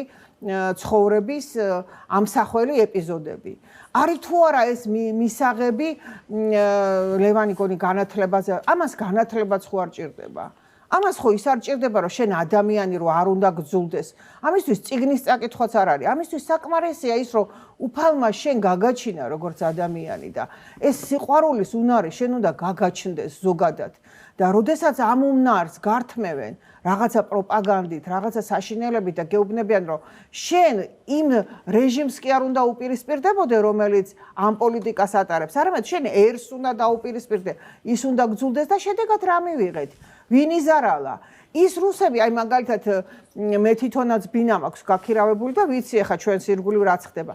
ადამიანებმა დაკარგეს შემოსავლები, იმიტომ რომ ამ რუსებმა, რომლებიც აქ თანხებს იხდიდნენ, ადგნენ და სხვა ქვეყნებში წავიდნენ და გადალაგდნენ. ჩვეულებრივ მოქალაქეებს შეეხო, უკვე მათ ჯიბეს შეეხო მორალს და ზნეობას რო თავი დავანებოთ პოლიტიკა რომელიც მიმდინარეობს. ამიტომ ჩვენ ეს ძალიან კარგად უნდა აუხსნათ.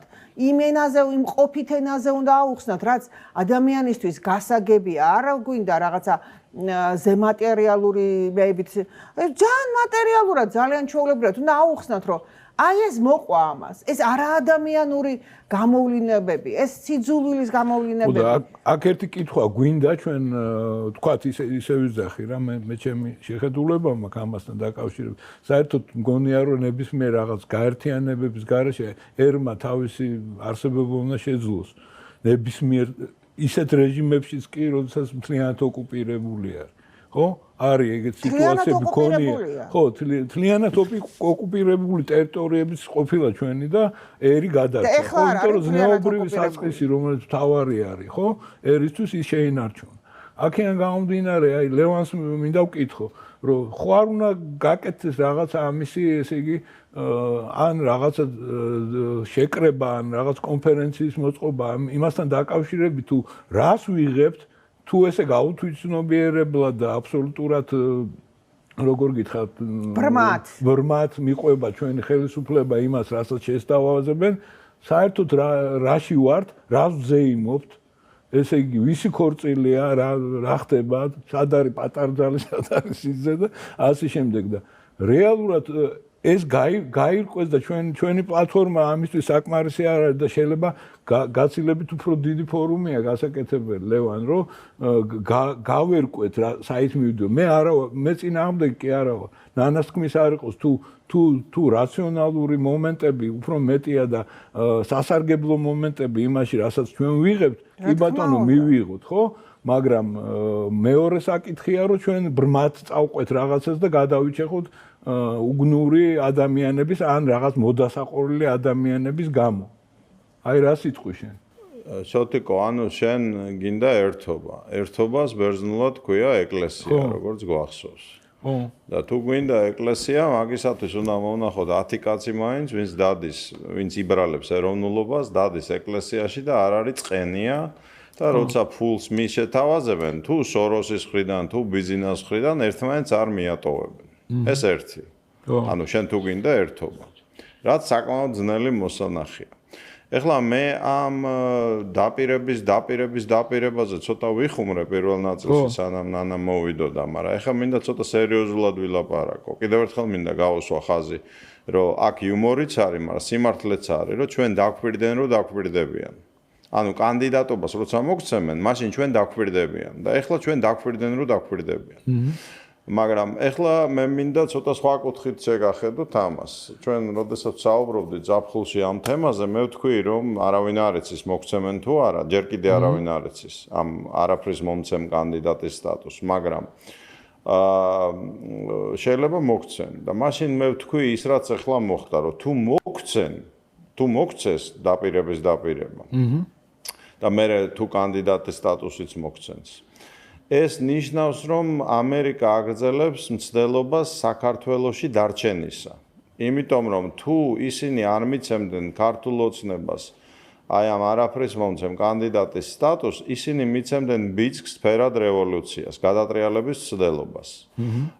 და თუ ეს გადატრიალების მცდელობა გამოუვიდოდათ და ვთქვათ, იმ მიშას დააბრუნებდნენ, ან ვიღაცა უგულო ადამიანს, ან იმას, რა ქვია, ადეიშვილს ჩამოიყვანდნენ, ან ლომჯარიას, ან აგერ სალომე ყავს, ზურგან ზურაბიშვილი შორსიარული, რა თქმა უნდა, მოკეთ რომელიმე ჭინკას თუ დაგვისვავდნენ, იმ დღესვე დაიწყებოდა სამხედრო პროვოკაცია რუსების წინააღმდეგ ცხინვალში და მერე რუსეთი ორ კვირაში ჩვენ გადაგვივლიდა. ანუ ჩვენ დაგვანთებდნენ კიდევ ერთ ნიღაბად ჩამოხსნიდნენ რუსეთს, დაგვანთებდნენ კიდევ ერთ კოცონად, გამოხატავდნენ შეშფოთებას და როგორც კაბულის აეროპორტი დატოვეს, ისე დატოვებდნენ საქართველოს. ხა ეგეთი ჭკუები არ არიან, რომ იცოდნენ რაც მოყვება ფერად რევოლუციას. ფერად რევოლუციას მოყვება საქართველოს სრული ოკუპაცია რუსეთის მხრიდან და საქართველოს სახელმწიფოებრიობის გაუქმება იმ ფორმით, რაც გვაქვს.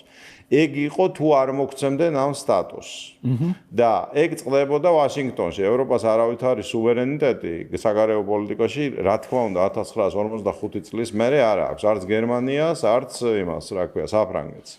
ამიტომ მოგცეს რა მათ დაპირების დაპირება და მოგცემენ რა ამ არაფრის მომცემ კანდიდატის სტატუსს, ეგენი ამბობენ, ჩვენ ვცდილობთ დავრჩეთ ამ რეგიონში, ჩვენი საელჩო მუშაობდეს და ვახდენდეთ გავლენას და ვაგრძელებდეთ თქვენი ერის პრინციპების და ეთნო პროფილის გადაკეთებას. მათი მიზანი ასეთ შემთხვევაში არის, რომ საქართველოში ქართველები ვიყოთ უმცირესობა და უმრავლესობა იყოს საერთაშორისო აჯებსანდალი, ახლო აღმოსავლეთის ყველაზე ლიბერალური ქალაქი, ყველაზე მეტი ბორდელით, ყველაზე მეტი კაზინოთი, ყველაზე მეტი მამათმავალით და ყველაზე მეტი ნარკომანი. ჩვენ უკვე მანდ ვართ, თბილისი უკვე ეგ არის. თბილისისნაირი ნარკომანიზებული, გაბოზებული და კაზინოებით სავსე ქალაქი ახლო აღმოსავლეთში არ არსებობს. და მაგ ჩირკ გროვას, როგორც ლეიკოციტები, აკვდებიან ჩვენი შვილები. და ჩვენ ვიძახით, რომ ევროპაში მივდივართ, ჩვენ წოდავთ ამ ჩვენი შვილების წინაშე, იმიტომ რომ 495 თვითმკვლელობა მოხდა შარშან წინ. საქართველოში, ანუ დღეში 2 კაცი იკლავს თითქმის თავს და მიზეზები თითქმის 100% თვითმკვლელობებისა არის ნარკომანია, ან მამათმავლობა და სექსუალური გარყვნილება, ან ლუდომანია, ანუ კაზინოები. ჩვენ ვნადგურდებით. აი დღეს ჩვენ დავასაფლავებთ 155 კაცით მეტს ვიდრე ვშობთ საშუალოდ. მე ამას როგორც დემოგრაფიული აღორძინების ფონდის თავმჯდომარე გეუბნებით. და იმათშიც ვინც იშვა 40% უკვე აღარაა ქართველი, აზერბაიჯანელი და სომეხი ჭარბობს. ამიტომ ჩვენ ნადგურდებით საოცარი სიჩქარით, ჩვენ ვართ ერთ-ერთი ყველაზე სწრაფად განადგურებადი ერი და ვიმყოფებით ორმაგი ოკუპაციის ქვეშ. საქართველოს 22% ოკუპირებული აქვს რუსეთს, იქიდან გამოყარეს, გალში დარჩენ ცოტა ქართველები, მაგრამ გამოყარეს, ეს არის ფაშისტური ეთნიკური წმენდის საფუძველზე ოკუპაცია და დანარჩენი 78% აქვს ოკუპირებული ამერიკის შეერთებული შტატების ლიბერალურ დოქტრინას, რომელიც საშინელი სიჩქარით ანადგურებს ქართველ ერს. ჩვენი ამოცანა არის ორივე ოკუპაციისგან გათავისუფლება. როგორც ამერიკულისგან, ისე რუსულისგან. რომ ამ ორივეს ვემტეროთ და ისა ვეომოთ? არა, მაშინ ბოლომდე დავიღუპებით. ეს ორივე უნდა ვაქციოთ მეგობრად. რუსეთს უნდა პირდაპირ ველაპარაკოთ, დავაბრუნოთ ესენი, რა ქვია, ჩვენი დევნილები აფხაზეთსა და ცხინვალში, ამის სანაცვლოდ უნდა დავპირდეთ, რომ არ შევალთ ნატოში და არც ერთ რუსეთისთვის მტრულ სამხედრო ალიანსში. ამერიკას კი უნდა ვუთხრათ, რომ აი ეს არის ჩვენი წესები, არა მამათმავლობას, არა კაზინოებს, არა ნარკოტიკებს, ყველას ვინც ამის წინააღმდეგები ხართ, კანონის წინაშე გაგასამართლებთ. თუ საჭიროა, თუ არ დაგვემორჩილებით, ჩვენ ძალოვანებს მივცეთ ბრძანებას, რომ ადგილზე გაგანადგურონ, როგორც მიწისქვეშა კაზინოები, ისე მიწისქვეშა აბორტები, ისე მიწისქვეშა გარყვნილების სახლები. და ჩვენ უნდა აღვიდგინოთ პლატონიკური ვერტიკალური სახელმწიფო, სუვერენული, რომელიც არის ძალიან კუშტი, ძალიან მკაცრი, ძალიან მეგობრული და რომელიც ყველაზე უფრო მწარედ სჯის მის მოღალატე ჩინოვნიკებს და რელიგიას ამოფარებული აფერისტების ფარისევლობას. აი ეს არის ჩვენი მიზანი. ეხლა როგორ მივიდეთ მაქამდე, რასაც ერთობა ქვია, რასაც ეკლესია ქვია. აი ეხლა ნანა რო იძახდა, მე მთელი ცხოვრება არ მინდოდაო პოლიტიკაში შესვლაო, მეც მანდა ვარ, შევნატრი და შევხარი. ამას მთელი ცხოვრება მეც მასე ვიყავი და ვიძახდი იმას, რაც დღეს თქვი და მე პატიებოდა. როგორც კი ამას დავამატე, რომ პოლიტიკაში შევდივარ, იქვე გავხდი სისხლით ყიბოთი და ამილოიდოზი. თავად ექიმებმა მითხრეს, რომ ერთი თვე მაქვს დარჩენილი და იცი მე შენ რაც მოხდა. ღვთის სასწაული მოხდა. ეხლა მე რო ვლაპარაკო პეტერში, ეს არის ღვთის სასწაული. მაგრამ მე ვთქვი, მე უკან არ დავიხევ, იმიტომ რომ მე ვხედავ, რომ მე მარტო ჩემს ოჯახს ვერ გადავარჩენ. კი, კიდობანი ღმერთმა მომცა საშუალება კლდეზე, სიმწრით ნაშოვნი ფულით, ტალახში ავაშენე კლდეზე სკოლა, ვცდილობ იქ საზოგადოება შევქნა, მაგრამ ის კიდობანიც დაიღუპება. მე ვიცა 20 წელია ვითმენ დაცინვებს, ცილის წამებებს იმაში, რომ თურმე სკოლა ფასიანია, თუმცა მე-18-ია ის სიძვირით ქართულ კერძო სკოლებში და მარტო მე მაგინებენ ლიბერალები ამის გამო, თუმცა პირველ ადგილზე აკადემიური მოსწრებით. მე ეს ყველაფერი გავიარე, ყველა უმადურობა, ყველა ღალატი, ყველა აფერისტობა უახლოესი ქართველების მხრიდან, ყველა ფარისევლობა ვითონ მორწმუნეების მხრიდან, მაგრამ გზა ეს არის. მაგრამ მარტო კიდობანს, მარტო სკოლას, მარტო ერთ სოფელს მე ვერ გადავარჩენ. ამიტომ მე ვთქვი, მე უკან არ დავიხევ. როგორც ღმერთს უნდა ისე იყოს. ბიზნესს ეს არ ესმის, ის ლიბერალია. მას უნდა რომ მის ქვეშ იყო, მაშინ როგორიც გინდა იყავი, თუ გინდა გირჩი იყავი, თუ გინდა ვითომ ეროვნული იყავი, ვინც გინდა, ყველას აფინანსებს. ერთი პირობით თუ ბიზნესს ემორჩილები და მას არ აკრიტიკებ. და მე ბიზნეს კრიტიკა კი არ გამიხდია, იმათ რა ქვია, ხელობად. მე ვარ წინააღმდეგი კაზინოების, ანტიდისკრიმინაციული კანონის, ნარკოტიკების და ყველაფერი იმ ჯანდაბის, რაც ბიზნეს პოლიტიკაში ზუსტად ისე გაგრძელდა, რაც მიშას დროს იყო. და ამ ევროკავშირის კანდიდატობის სტატუსს რაც შეეხება, გითხარი, ჩვენ უბრალოდ ეს როგორ უნდა წავიკითხოთ. ჩვენ მივიღეთ თვალწინ აი ამ მატრიცაში დასტური, რომ ამერიკელებს უნდათ გააგრძელონ ბრძოლა საქართველოში დარჩენისთვის. ძალიან კაი დარჩენ, ოღონდ დარჩენ ჩვენ წესებზე. და ბოლოს ჩვენ არა გვაქვს, აი ეხლა ჩვენ გვაქვს ეს რაღაც ტელევიზია, ბლოკავენ, როგორც შეგვიძლია გავდივართ, როგორც შეგვიძლია ვაფინანსებთ, ჩვენ არა გვაქვს არავითარი საშუალება რომ მივაწვდინოთ ხალხს ხმა. აი ხა ამ გადაცემას ნახავს YouTube-ში 10,000 კაცი და Facebook-ში 20-30,000 კაცი. იმის გარშემო შეიკრება მერე პოლიტექნოლოგების პირველ რიგში ბიზნეს, ქართული ოცნების პოლიტექნოლოგების მიერ. შეიკრება აპკი, რომელიც გაავრცელებს არასწორ ციტატებს და დეზინფორმაციას, ამას დაეხმარებიან ჭინკებიც და ერში ეს დღეს აქ ნათქვამი არ გავრცელდება. მას ნახავს 20-30-40,000 კაცი და 4 მილიონი თუ რამდენის დავრჩით არ ნახავს. ანუ ჩვენი მკვლელობა გრძელდება და სულ ბოლოს და ბიზნესა ნებსით უნებლეთ არის თანამონაწილე ამ მკვლელობისა, იმიტომ რომ უნდა რომ იყოს სულ ლაშჩი და ბიტკოინებზე აკეთოს ფული, რომლის ნაწილითაც გააკეთებს ქველმოქმედებას ღმერთმა კეთილად მოახმაროს. ეხლა რაც შეეხება აი სულ ბოლოს რისი თქმაც მინდა რა. ჩვენთვის აი ამ მკვლელობის პროცესში ძალიან მნიშვნელოვანია ქემაინც ჩვენში სწორად ვთქვათ ის, რასაც ვიძახით. მაგალითად, როცა ჩვენ ვიძახით, რომ საღაც შევდივართ, ეს არ არის სწორი. ისინი შემოდიან ჩვენში, ევროპა ცდილობს შემოვიდეს ჩვენში. როგორც თავის დროზე რუსეთი და საბჭოთა კავშირი შემოვიდა ჩვენში. და აი ამ შემოსვლისას ის ახდენს ჩვენს ინტრუზიას, ჩვენს გადაკეთებას, ჩვენს დამახინჯებას. და თუ ჩვენ შემოუშვებთ მას, ჩვენ სისულელეა ევროპაში ვერ შევალთ, ევროპა შემოდის ჩვენში. და ამბობს, მე შემოვდივარ შენში და გავაკეთებ, ჩაგიტარებ მამათმავლების აღლუმებს, აგიგრძალავ ამაზე ამის კრიტიკას, ანუ სიტყვის თავისუფლებას და გავაგრძელებ შენი გენოფონდის განადგურებას. ჩვენ მას უნდა მოვაჭრათ აი ეს ორგანო, რომლითაც ის ჩვენ ამას გვიკეთებს. თუ საჭიროა მკაცრი მეთოდებით. აი ეს 6 კაცი, ვინც ვაჟკაცი, ვინც ზის ციხეში 5 ივლისის ამბებისთვის, რომლის დროსაც მე ავად გამხადეს და ვკვდებოდი, ხო? თურქეთის საავადმყოფოში. ეგ 5-ვე კაცი არის, 6-ვე კაცი არის ბიძინას პირადი პატიმარი. მისი ხელისუფლების შენარჩუნების პირობა, მისი სინდისია ეგა.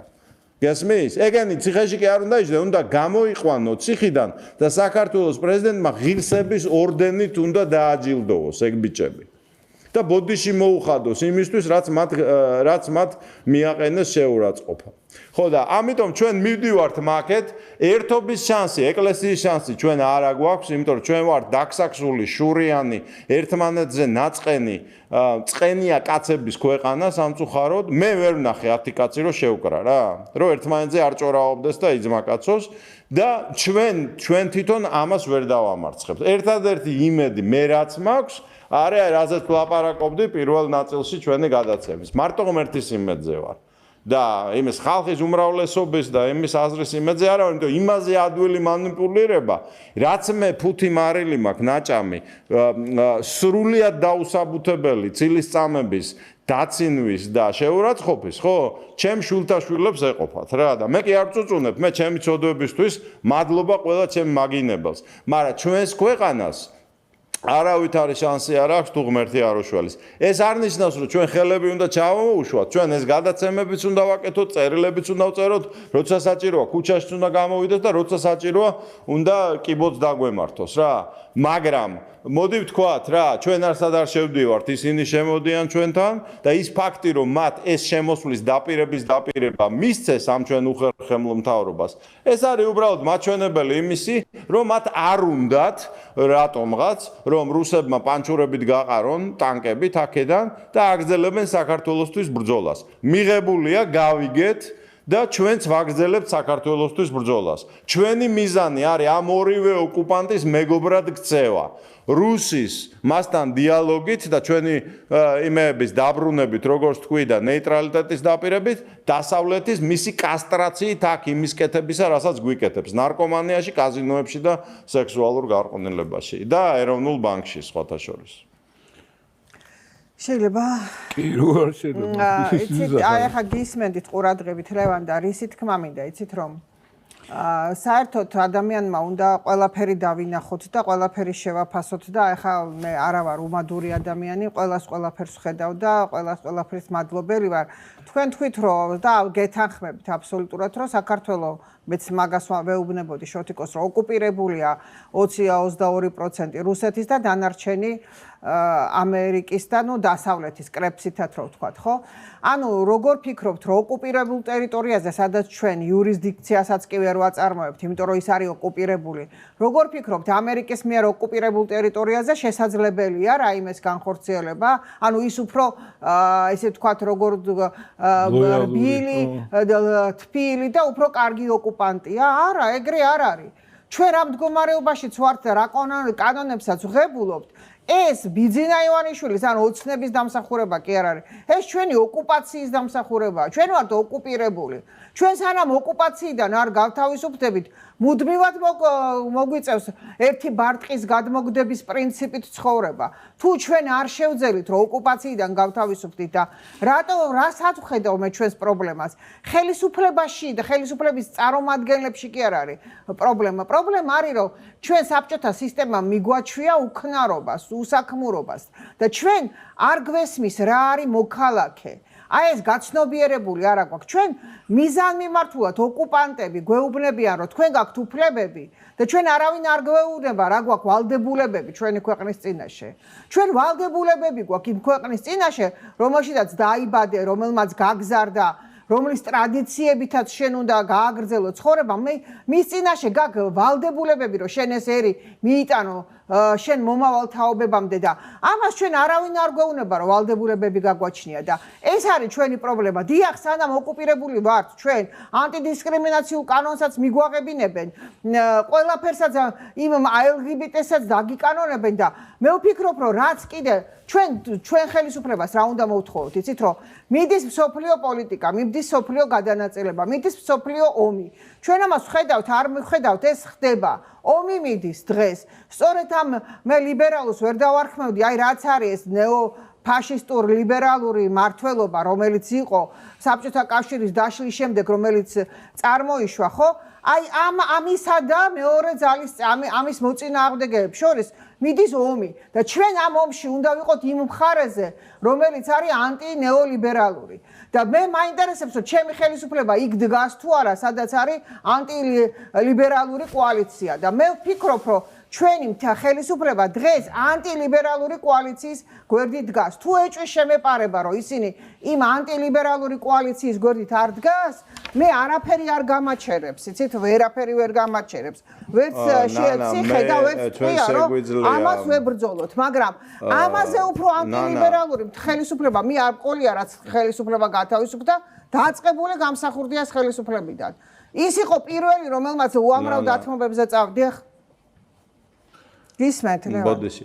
ჩვენ შეგვიძლია უკაცრავად რომ გაწყვეტინებთ, მე მინდა უფრო ასეთ დიალოგის რეჟიმში. მე დავიჯერებ ჩვენი ხელისუფლების ანტილიბერალურობას, როდესაც ისინი გააუქმებენ ანტიდისკრიმინაციულ კანონს, როდესაც ისინი აკრძალავენ საქართველოში კაზინოებს და როდესაც ისინი დაარტყავენ ნარკოვაჭრობას საქართველოში. აი მაშინ ნაცვლად იმ სიტყვებისა, რასაც ვთქვათ ირაკლი იძახის ორბანთან შეხვედრებზე, ხო? მაშინ საკანონმდებლო დონეზე მე ვიტყვი, რომ ეს არის ეროვნული პოლიტიკის გამტარებელი მთავრობა. მანამდე ყველაფერი არის ბლა-ბლა და პოლიტიკა არის ლიბერალური. ეს ერთი. რაც შეეხება თქვენს შეკითხვას, როგორ შევადაროთ ამ ორი ოკუპაციის მომაკვდინებლობა. ჩემთვის ნებისმიერი ოკუპაცია მიუღებელია, როგორც რუსული, ისე ამერიკული, მაგრამ ქართველების დახოცვის თვალსაზრისით ამერიკული არის ბევრად უფრო ეფექტური, იმიტომ რომ იმ 30 წლის განმავლობაში, რაც საქართველოს დამოუკიდებელია, ლიბერალური დოქტრინის ხარჯზე ქართველებმა მოკლეს თავის ხელით 1.5 მილიონი ბავშვი, იმიტომ რომ 30 წელი გამრავლებული საშუალოდ 50,000 აბორტზე არის 1.5 მილიონი ბავშვი და მაგავე პერიოდში ჩვენ დაგვეღუპა დაახლოებით 250,000 ნარკომანი. ანუ როგორც მინიმუმ 1.750 ადამიანი დევს მიწაში ლიბერალური იდეოლოგია და მასეთი მომაკვდინებელი ჩვენთვის მეორე მსოფლიო ომიც კი არ ყოფილა. ეს მეორე. და რაც შეეხება როგორ გამთავისუფლდეთ ამ ოკუპაციიდან, მე მინდოდა ერთი რამისთვის გამესვა ხაზი. ჩვენაირი პატარა ქვეყანა, გიჟები უნდა ვიყოთ, რომ გვეგონოთ, რომ ეხა ყველა მოჯაჰედები გავხდებით და გავთავისუფლდებით ამ ორი გიგანტური ოკუპაცია. ერთადერთი გზა ამ ქვეყნის სუვერენიტეტისა და ორმაგი დეოკუპაციისგან. მე მაქვს ჩემი ტელემიმართვა ნომერი 18, რომელიც უკვე 7 წლის წინ დევს, ქვია ორმაგი ოკუპაცია. YouTube-ში დევს და ვისაც აინტერესებს, დადოს ისა ჩართოს და მოусმინოს. ლევან მასაძე ორმაგი ოკუპაცია, მე 18 ტელემიმართვა. მე რაც შეეხება აი ამ ორმაგი ოკუპაციიდან განთავისუფლებას, რა თქმა უნდა, ჩვენი ზომისა და შესაძლებლობების ქვეყნისთვის ეს დეოკუპაცია შესაძლებელია მხოლოდ ამ 2-თან, ან 3-თან, ან ჯობია 4-თან გადაბალანსების ხარჯზე. ანუ შენ არ შეგიძლია იმას ქნა, რაც მიშა სააკაშვილმა გააკეთა 2008-ში, ან რაც ჩვენ გავაკეთეთ გიჟებივით პატრიარქს ვარ დაუჯერეთ 99 წლის 9 აპრილის ღამეს. შენ არ შეგიძლია შუბლით შეასკდე ამ იმპერიას და იქ მერე იძახო ვინ იყო გმირი და ვინ იყო მოღალატე. შენ უნდა აუცილებლად სიბრძნით ეს სუპერძალები ერთმანეთში გადააბალანსო და ერთსაც და მეორესაც უთხრა რომ მე მაქვს რაღაცა პრინციპები, რომლებისთვისაც მე მოვკვდები, ციხეში ჩავსდები, რასაც მკიბოს დავიმართებ, მაგრამ ამას არ დაგითმობ და დანარჩენში ვიძმაკაცოთ. ამიტომ საქართველოს დეოკუპაცია და სუვერენიზაცია უდრის საქართველოს გადაბალანსებას ამ ძალებს შორის. როგორც კი ჩვენ ერთ-ერთი სწუმბუშა ვიქნებით, როგორც ახლა ვართ, დასავლეთი და ისა რუსეთის დედავატირე, ეგრევე ვიქნებით ორივე მხრიდან ოკუპირებულები. და ამიტომ გვინდა დეოკუპაცია, გვინდა ერის სხეულის გადარჩენა, ჩვენ უნდა მოვახდინოთ საქართველოს გადაბალანსება მსოფლიოს წამყვან ძალებს შორის. გამოჩნდა ჩინეთი, ვიძმაკაცოთ, ოღონდ უიზო მიმოსვლას ნუ მიცემ. მიეცი კვოტები სპეციალისტებზე, მაგრამ ნუ შემოყრი აქ 1 მილიონ ჩინელს. გინდა მეგობრობა ირანთან? კი ბატონო, მაგრამ მეორე თეირანა თბილისში ნუ გადააქცევ და 82,000 იმას საცხოვრებელ უფლებას ნუ მიცემ ირანელებს. იმიტომ რომ მე ამერიკელებმა გახადეს თბილისი ირანელების ლიბერალური დავერბოვკების ცენტრად, სოფლიოში ყველაზე მეტი მუშაობა ირანელებთან CRU-ს მხრიდან მიდის თბილისში. და ამის სანაცვლოდ შენ მიიღებ ირანის აგრესიას. შემოუშვებ თურქებს, ნუაჩუქებ ბათუმს. ქართული ენის პოლიცია ამუშავე და ვისაც კაფე აქვს, აუცილებლად იყოს ვალდებული, რომ ქართული ენის მცოდნე თანამშრომლები ყავდეს. ანუ ყველგან ეროვნული პოლიტიკა, ის რაც არ ესმის და ვერასოდეს ვერ გაიგებს, ბიძინა და რომაც გაიგოს, ფულს ვერ დათმობს ამის სანაცვლოდ. და ამიტომ მე ვიძახი, რომ ეს არის ფსევდოეროვნული, ფსევდოკონსერვატიული მთავრობა, რომელიც აგრძელებს ბოდიშინანა რომ გაგაწყვეტინეთ ლიბერალურ პოლიტიკას. ხო და დავასრულებ თუ შეიძლება გასაგებია ეგ მესმის, მაგრამ ეგ ეროვნული პოლიტიკის გატარება ოკუპირებულ ტერიტორიებზე არის შეუძლებელი. ეროვნული პოლიტიკა ოკუპაციის პირობებში არის შეუძლებელი. ოკუპაციის პირობებში ტარდება მხოლოდ ოკუპანტის პოლიტიკა. ეს თუ ვერ გავიაზრეთ ჩვენ მაშინ ჩვენ პოლიტიკისგან ძალიან შორს ვართ. ანუ მე რას ვფიქრობ, რომ მე ვფიქრობ დეოკუპაციისთვის რა საჭირო ნაბიჯებიც არის გადასადგმელი სოფლიო გადანაწილების, იმიტომ რომ ჩვენ ისტორიულად ეს მოგვიწია ამ პერიოდში ცხოვრება, რომ ჩვენ ვართ იმ პერიოდში, როდესაც მიდის ახალი მსოფლიოს დაბადება და ჩვენ სად ვართ? ეს არის მნიშვნელოვანი. თუ ჩვენ ვართ იმაში, რომ ჩვენ დგევართ იქით, სადაც ჩვენი ოკუპაცია არის ისევ შენარჩუნებული და ეს არის ნეოლიბერალური ფთის მხარეზე, მაშინ ეს გასაგებია, ეს პოლიტიკა გაგრძელდება, მაგრამ თუ ჩვენ არ ვდგევართ იმ მხარეზე, სადაც ნეოლიბერალიზმია და ვდგევართ იმის საწინააღმდეგო მხარეზე, ეს მოხდება. როგორც კი მოხდება დეოკუპაცია, მაშინვე მოხდება იმ კანონების შეცვლაც და აი მერე უკვე საზოგადოებას ექნება ამისი სრული უფლება და მოკლედ მინდა ალბათ დიდი დრო არა გვაქვს. ჩვენი თვალით ვნახეთ რა მოხდა ფარას კანონთან დაკავშირებით. ფარას კანონი, რომელიც იყო ამერიკული კანონი, ის უცბად გამოგიცხადეს როგორც რუსული კანონი და რო ეგრევე არ წაეღო ხელისუფლებას ის უკან, დღეს ჩვენ აქ გვექნებოდა ზუსტად ნეოლიბერალური მმართველობა. ზუსტად ნეოლიბერალური, ანუ ჩვენ ესე მარტივად ვერ ვღებულობთ კანონებს. ვერ ვღებულობთ, იმიტომ რომ კიდევ ვიმეორებ ოკუპირებული ვართ. ფარას კანონი იყო აი ლაკმუსის ქაღალდი, ახლა ვინც ამის ვერ დაინახა რა, შეიძლებოდა რომ იქ მომხდარიყო არაფრისგან, როცა იცით რომ არანაირი მხარდაჭერა დღეს ამ ნეოლიბერალურ ფთას არ გააჩნია, არავითარი რესურსი არ გააჩნია ამ საზოგადოებაში. დავინახეთ, რომ არის რაღაცა ძალა, რომელსაც დიახ სახელმწიფო გადატრიალება შეუძლია, იმიტომ რომ ჩვენ ვართ ოკუპირებული. აქედან გამომდინარე, ჩვენ თუ ეს ნაბიჯები არ გავთვალეთ, ჩვენ რო ის კანონი, უბრალოდ ხელისუფლებას ის კანონი უკან რო არ გაეწვია, ჩვენ დღეს იმ მდგომარეობაში ვიქნებოდით, რომ აი აქ ვერ შევიკრიბებოდით. ეს გადაცემა ვერ იარსებებდა. და საერთოდ ყველანი ციხეში ვიქნებოდით, იმიტომ რომ თუ ის ნეოლიბერალიზმი დაბრუნდება არა იმ მასშტაბებით, რომელიც იყო 2012 წლამდე, არამედ გაცილებით უფრო მეტი სისასტიკით, იმიტომ რომ მათ უკვე იციან, რომ აღარაფერი აღარ უნდა დატოვონ თავისუფალი უჯრედი, რომ იმ თავისუფალ უჯრედმა მე არ გამრავლდეს და არ შვას ისეთი შესაძლებლობები, როგორც დღეს ჩვენ გვაქვს თუნდაც ამ ტელევიზიაში.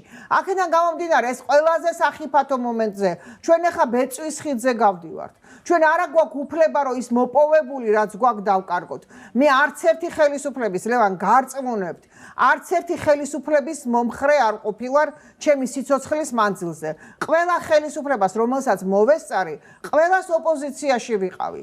და დღესაც მე ხელისუფლების ეს კი არა ვარ, რა ქვია, მხარეზე კი არა ვარ. მე ვარ ჩემი ქვეყნის მხარეზე.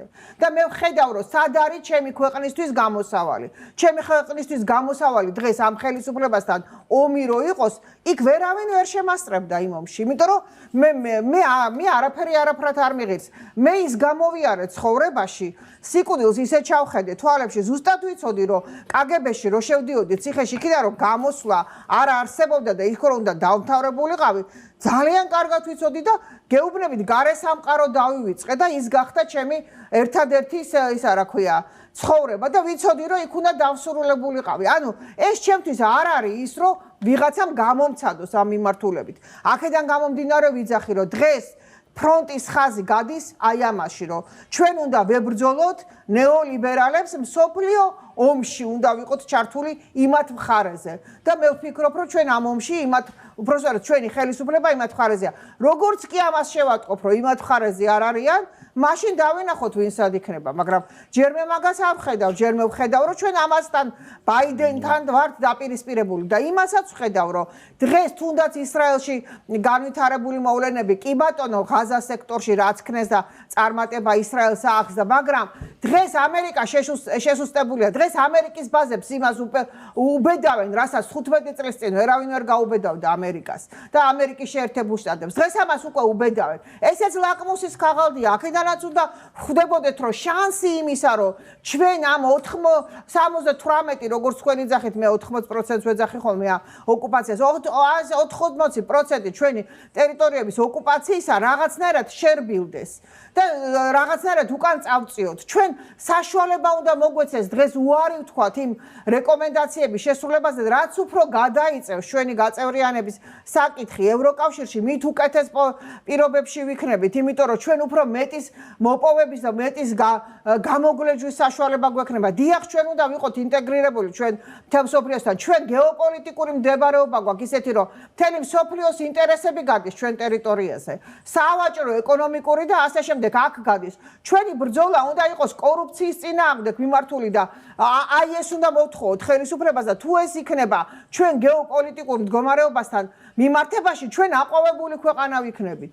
აი ეს არის ჩვენი ის რომ ჩვენ ყველას ვჭირდებით დღეს მსოფლიოს ყველა ქვეყანას, ამიტომ ჩვენ უნდა გქონდეს აი ეს დაბალანსებული პოლიტიკა ყველასთან, ჩინეთთან, რუსეთთან, ამერიკასთან, ევროპასთან და ჩვენ არავისთან არ გვჭირდება დაპირისპირება, იმიტომ რომ ჩვენ ჰაბათ უნდა ვიქცეთ ამ ყველაფრის და ჩვენ უნდა გავატაროთ ეს ტვირთები, ჩვენ უნდა მივიღოთ შემოსავალი და ჩვენ უნდა ვებრძოლოთ ქვეყანაში კორუფციას. აი ეს უნდა იყოს ჩვენი მთავარი ფორმულა და კიდევ ვიმეორებ, როგორც კი ხელისუფლება გადაუხვევს იმ ხაზს, რომ ესენი არ ექნებიან ომში ჩართული, აი მსოფლიო ომში და მე არ გულისხმობ აქ ხაბეიშვილის წინააღმდეგ საერთოდ სასაცილოც მგონია დღეს ეს პიარი რაც ტელევიზიებში მიდის, ახლა ვინ არის ხაბეიშვილი და რა სისულელია, ახლა ხაზარაძესთან დაპირისპირებას საერთოდ არ გულისხმობ.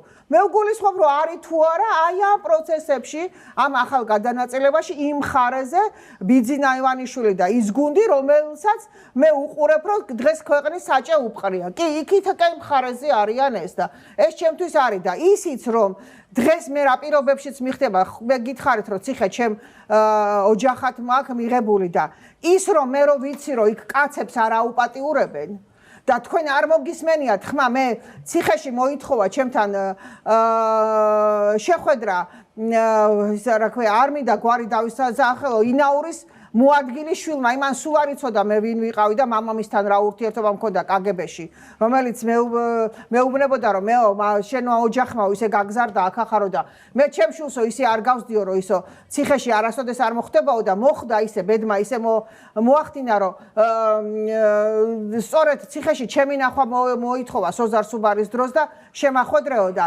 რისი თქმა მინდა რომ აი ეს ადამიანები რომლებიც ესა რა ქვია რომელსაც ბუმერანგით შემოუტრიალდათ მე თავიანთი მდგომარეობა და ციხეებში აღმოჩნდნენ სხვა გამეფანტა აზრი ვეღარ ვიხსენებ რისი თქმა მინდა მაგრამ რისი თქმა მინდა საბოლოოდ რომ მე მჯერა მე დარწმუნებული ვარ რომ ჩემი ქვეყანა და ის მიყვებოდა ხო რას მიყვებოდა რომ სიკვდილი მინდაო სუიციდის ცდილობები მაქვს და რატომ მინდა სიკვდილი იცით მე რომ გადავრჩეო ნანაო და აქედან გამიყვანოთ კიდევაც არ მინდაო იმიტომ რომ მე ის კრაჭუნის ხმა მესმისო ჯალათებიო უკვე მომაკვდავ პატიმარს რომ გამოათრევდნენო კალიდორშიო და ზედო ფეხსაცმელებით ყურიმალებზე როა და ახტებოდნენო და აი ძვლების კრაჭუნის ხმა მესმისო მე თქვენო არ მოგისმენიათო გაუპატიურების დროს წამების დროს კაცის კივილიო და კაცის მოთქმაო და გოდებაო და ეს ყურიდან არ გამდისო პროფესორი იყო იურისტი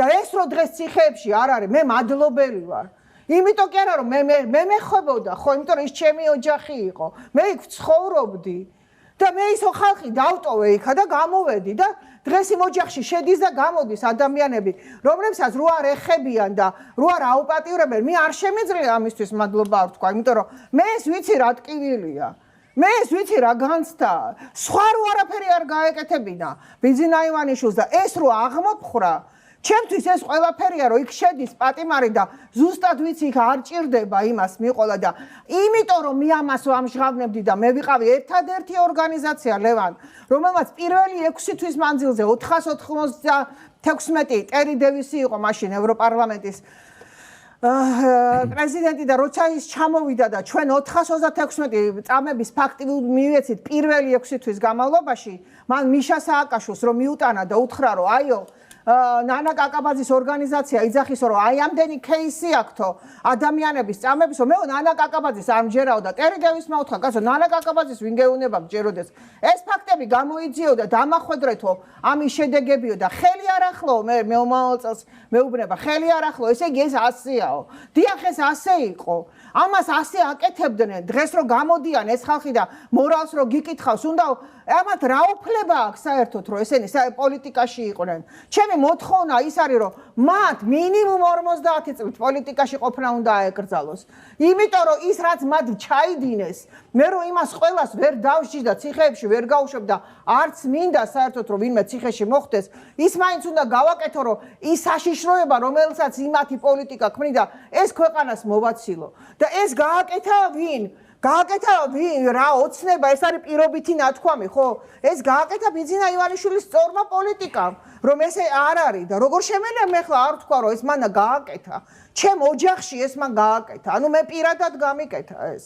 და მე ამისთვის მადლობელი ვარ მაგრამ მე გიძახი რომ აი ეს ომი რომელიც მიდის დღეს მსოფლიოში იქაც მინდა რომ ეს იყოს და მე ვფიქრობ რომ ისინი იმ ხარეზე არიან სადაც მიდის ამ ნეოლიბერალიზმის ამ საშინელების დამარცხება და აი ეს მიმაჩნია რომ ეს არის პროგრესი ეს არის კარგი მე მეც რამადგან ვერ ვთხოვულობ და ეხა ველოდები რომ ეს ყველაფერი შეიცვალოს მსოფლიომ გაიმარჯოს ბოროტების წინააღმდეგ და მე მოვთხოვთ კი არა აბა ხორცის მანქანაში გავატარებთ ხელისუფლებას რომ ყველა ის ანტიდისკრიმინაციული იქნება თუ ძალადობის იქნება თუ სისულელე კანონები რომლებიც მიღებული აქვთ აბსოლუტურად გაუცნობ აბსოლუტურად ქვეყნის საწინააღმდეგოდ ის ყველაფერი უნდა გამოსწორდეს და მე ამის იმედი მაქვს არ გაკეთდება თუ ცოცხალი ვიქენი ამას შევეწირები მაგრამ მე ჯერ მივყვები იმ პროცესებს რასაც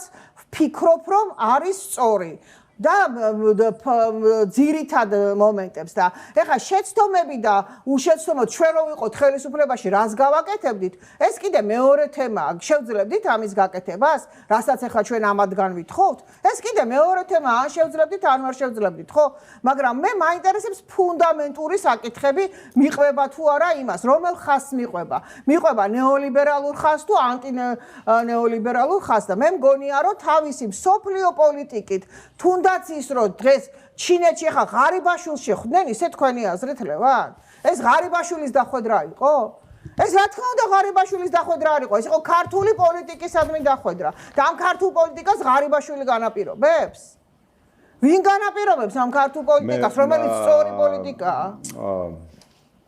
ესა მე მინდა თუ შეიძლება 1-2 სიტყვით მიმონაწილეო ამ თქვენს ემოციურ და პატრიოტიზმით სავსე ტირადაში ნანა და მოგახსენოთ რომ ნუ თავისუფალი საუბრის მთავარი პლუსი ის არის რომ ყველა თავისუფლად გამოვთქვათ ჩვენს აზრს უსმენთ ერთმანეთს და მოყავს ჩვენი არგუმენტები და მეც აქ იგივე მინდა გავაკეთო ჯერ ერთი რაც შეეხება თქვენს ჩვევას იძახოთ ნეოლიბერალიზმი. მე მოგახსენებთ ჩემს აზრს, რომ ჩემთვის ნეობოლშევიზმიც ისეთივე ჯანდაბაა, როგორც ბოლშევიზმი, ნეოფაშიზმიც ისეთი ჯანდაბაა, როგორც ფაშიზმი და ნეოლიბერალიზმიც ზუსტად ისეთი სიდამპლეა, როგორც ლიბერალიზმი. ეს ერთი.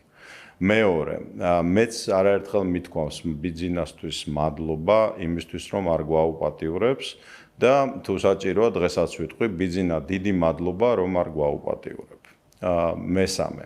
მიშას დროს თუ ქვეყნიდან წავიდა 500,000 კაცი და ბიძინას დროს 750,000 კაცი. თუ მიშას დროს დაწყებული და მანამდე საბჭოთა დროს ნარკომანიზაციის პროცესები გაძლიერდა ბიძინას დროს. თუ ლუდომანიამ არნახულ გაფურჩქნას მიაღწია საქართველოში სწორედ ბიძინას მმართველობის დროს და თუ კაც რომელსაც 12 წელია 13 წელია ქვეყანა აბარია ერთხელაც არ ჩაუთვლია საჭიროთ რომ პირადად შეხვედრო და რუსეთის ხელმძღვანელობას და მოეთხოვა ჩვენი დევნილების აფხაზეთში და ცხინვალში დაბრუნება მე მას ამისთვის მადლობას ვერ ვეტყვი ნანა ისევე როგორც მე მისთვის მithქვავს მადლობა მიშას მოშორებისთვის და ქველმოქმედებისთვის და მithქვავს რომ ორ ძეგლს იმსახურებს და ყველგან ვადასტურებ ამ ორ ძეგლს როდისმე შოთიკოს შეუკვეთავ ესკიზებს ამ ძეგლებისა და შეიძლება დავდგათ კიდე ძეგლები სადმე მაგრამ იმისთვის რომ მან გადააგდო ქართველი საზოგადოება არ აღადგინა სამართლიანობა და თავისთვის ანტენებში წართმეული 80 მილიონი ლარი მიშას მხრიდან დაიბრუნა როგორც კი ხელისუფლებაში მოვიდა მაგრამ არც ერთ სხვა მესაქმეს არაფერი არ დაუბრუნა რაც მიშან ჩამოართვა ხალხს მაგაში ნანა მე მადლობას ბიძინას არასდროს არ ვეტყვი ისევე როგორც არასდროს არ ვეტყვი ბიძინას მადლობას იმისთვის რომ მიშას არასდროს არ ვეტყვი მადლობას იმაში რომ მიშას აფინანსებდა იმიტომ რომ მე არასდროს არ დამიფინანსებია და არც კი მიფიქრია დამიფინანსებია მიშა ამიტომ მე ბიძინას ვეტყვი მადლობას იმაში რაც სათქმელია მაგრამ ის რომ სრულიად დამპალი პოლიტიკის გამტარებელია ეგ კაცი საქართველოში ამას გიდასტურებთ დღეს და კიდევ ერთხელ მის და ხო მე მაქვს თქვენთვის შეიძლება ცოტა მოსაწყენი ნიუზი ან ახალი ამბები, ნუ ჩამომართმევთ ამას ამ პარტავნებაში, ნანა, გისმენდით ყურადღებით, ვერასოდეს დასავლეთი იმბოროტებას ვერ დაამარცხებს, რასაც თქვენ ესეთი იმედით შეხურებთ და ის დარჩება იმ მორალურ სიდამპლეში, რომელშიც არის. არ გაიმარჯვებს ნანა დასავლეთში აწი აღარასოდეს მორალური ზნეობრივი პოლიტიკა და ის დარჩება იმად, რაც არის აგერ მე და აგერ თქვენ. იმიტომ რომ ჩემი სარწმუნოება არ არის დასავლეთი. ჩემი სარწმუნოება არის ქრისტიანობა, რომელზეც დასავლეთმა დიდი ხანია უარის თქვა და თქვენიც. და ბოლოს, მე აქედან გამომდინარე, არა ვარ არც ბიძინას პირადი მტერი, არც მით უმეტეს მიცი პირადი შეურაცხყოფელი. მე ვერასოდეს ვერ დავეთანხმები იმ ხალხს, ვინც პირადად შეურაცხყოფას აყენებს მაგკაც მისი ოჯახის წევრებს მე ვამბობ რომ მე მის ქველმოქმედებას პატივს ვცემ მეც მოგახსენებთ მე დარწმუნებული ვარ რომ პავლე მოციქული როგორც გვეუბნება რომ არა არის ხელისუფლება დაშვებული თქვენს თავს ღვთისნების გარეშე ეს არის სრული ჭეშმარიტება ანუ რახან მე ის კაცი ხელისუფლად მომევლინა ამ პერიოდში ესე იგი მე ამას ვიმსახურებ აი თქვენ ბრძანეთ რომ თქვენ ყველა ხელისუფლების წინააღმდეგი იყავით მე არა მე მოგახსენებთ რომ ყველა ხელისუფლების მომხრე მინდოდა ყოფილიყავი. ჯერ კიდე კომუნისტებიდან მოყოლებული ბიძინათი დამთავრებული. ყოველთვის ვეძებ, ასე ვთქვათ, ექსკიუზებს, რომ ვიყო ჩემი ხელისუფლების მომხრე. დილის ლოცვებში ეს მიწერია. თავრობის და მხედრობის სადმი ლოცვა. უბრალოდ მე ვერ ვიქნები მომხრე იმ ხელისუფლების იმ პოლიტიკისა, რომელიც ერს ანადგურებს. და ვიცი რომ თქვენც ასე ფიქრობთ. აქედან გამომდინარე რომ დავამთავროთ ჩემი რეაქცია თქვენს მიერ ნათქვამზე, ხო? მოგახსენებთ რომ ბიძინას მადლობა რომ არ გააუპატიურებს, მაგრამ უმძიმესი, უპატიებელი კრიტიკა იმ პოლიტიკისთვის, რაც მან გაატარა ამ 13 წლის განმავლობაში საქართველოში და რაც მალე დასტოვებს ბატონი ბიძინა ივანიშვილი ქართული პოლიტიკის სივრცეს და აღარასდროს აღარ ჩაერევა მასში. მით უფრო ბედნიერი გახდება საქართველო. ჩემი ოცნებაა რომ ეგ ქველმოქმედი კაცი იყოს პატივცემული კაცი ამ ქვეყანაში, ცხოვრობდეს, აკეთებდეს რაც შეიძლება მეც იკეთეს, მაგრამ მთელი მისი ქრესტომატიული, ვაზირებით გარშემოტყმული, ცინიკური, მლიქნელი, ფულის მკეთებელი, კორუფციონერებით გაჯერებული ქართული ოცნება ისეთივე ჯანდაბაა დღევანდელ პოლიტიკაში, როგორც არის ნაციონალური მოძრაობა. ეს არის ჩემი აზრი, ქალბატონო. აი თუ შეიძლება ლიბერალიზმთან დაკავშირებით გეტყვით, რომ ნეოლიბერალიზმი, დიახ, მე ამ სიტყვას ყოველთვის გამოვიყენებ, იმიტომ ჯერ მარტო იმიტომ, რომ ილია ჭავჭავაძე იძახოდა, რომ ვარ ლიბერალიო და ილიას მოიხსენებდნენ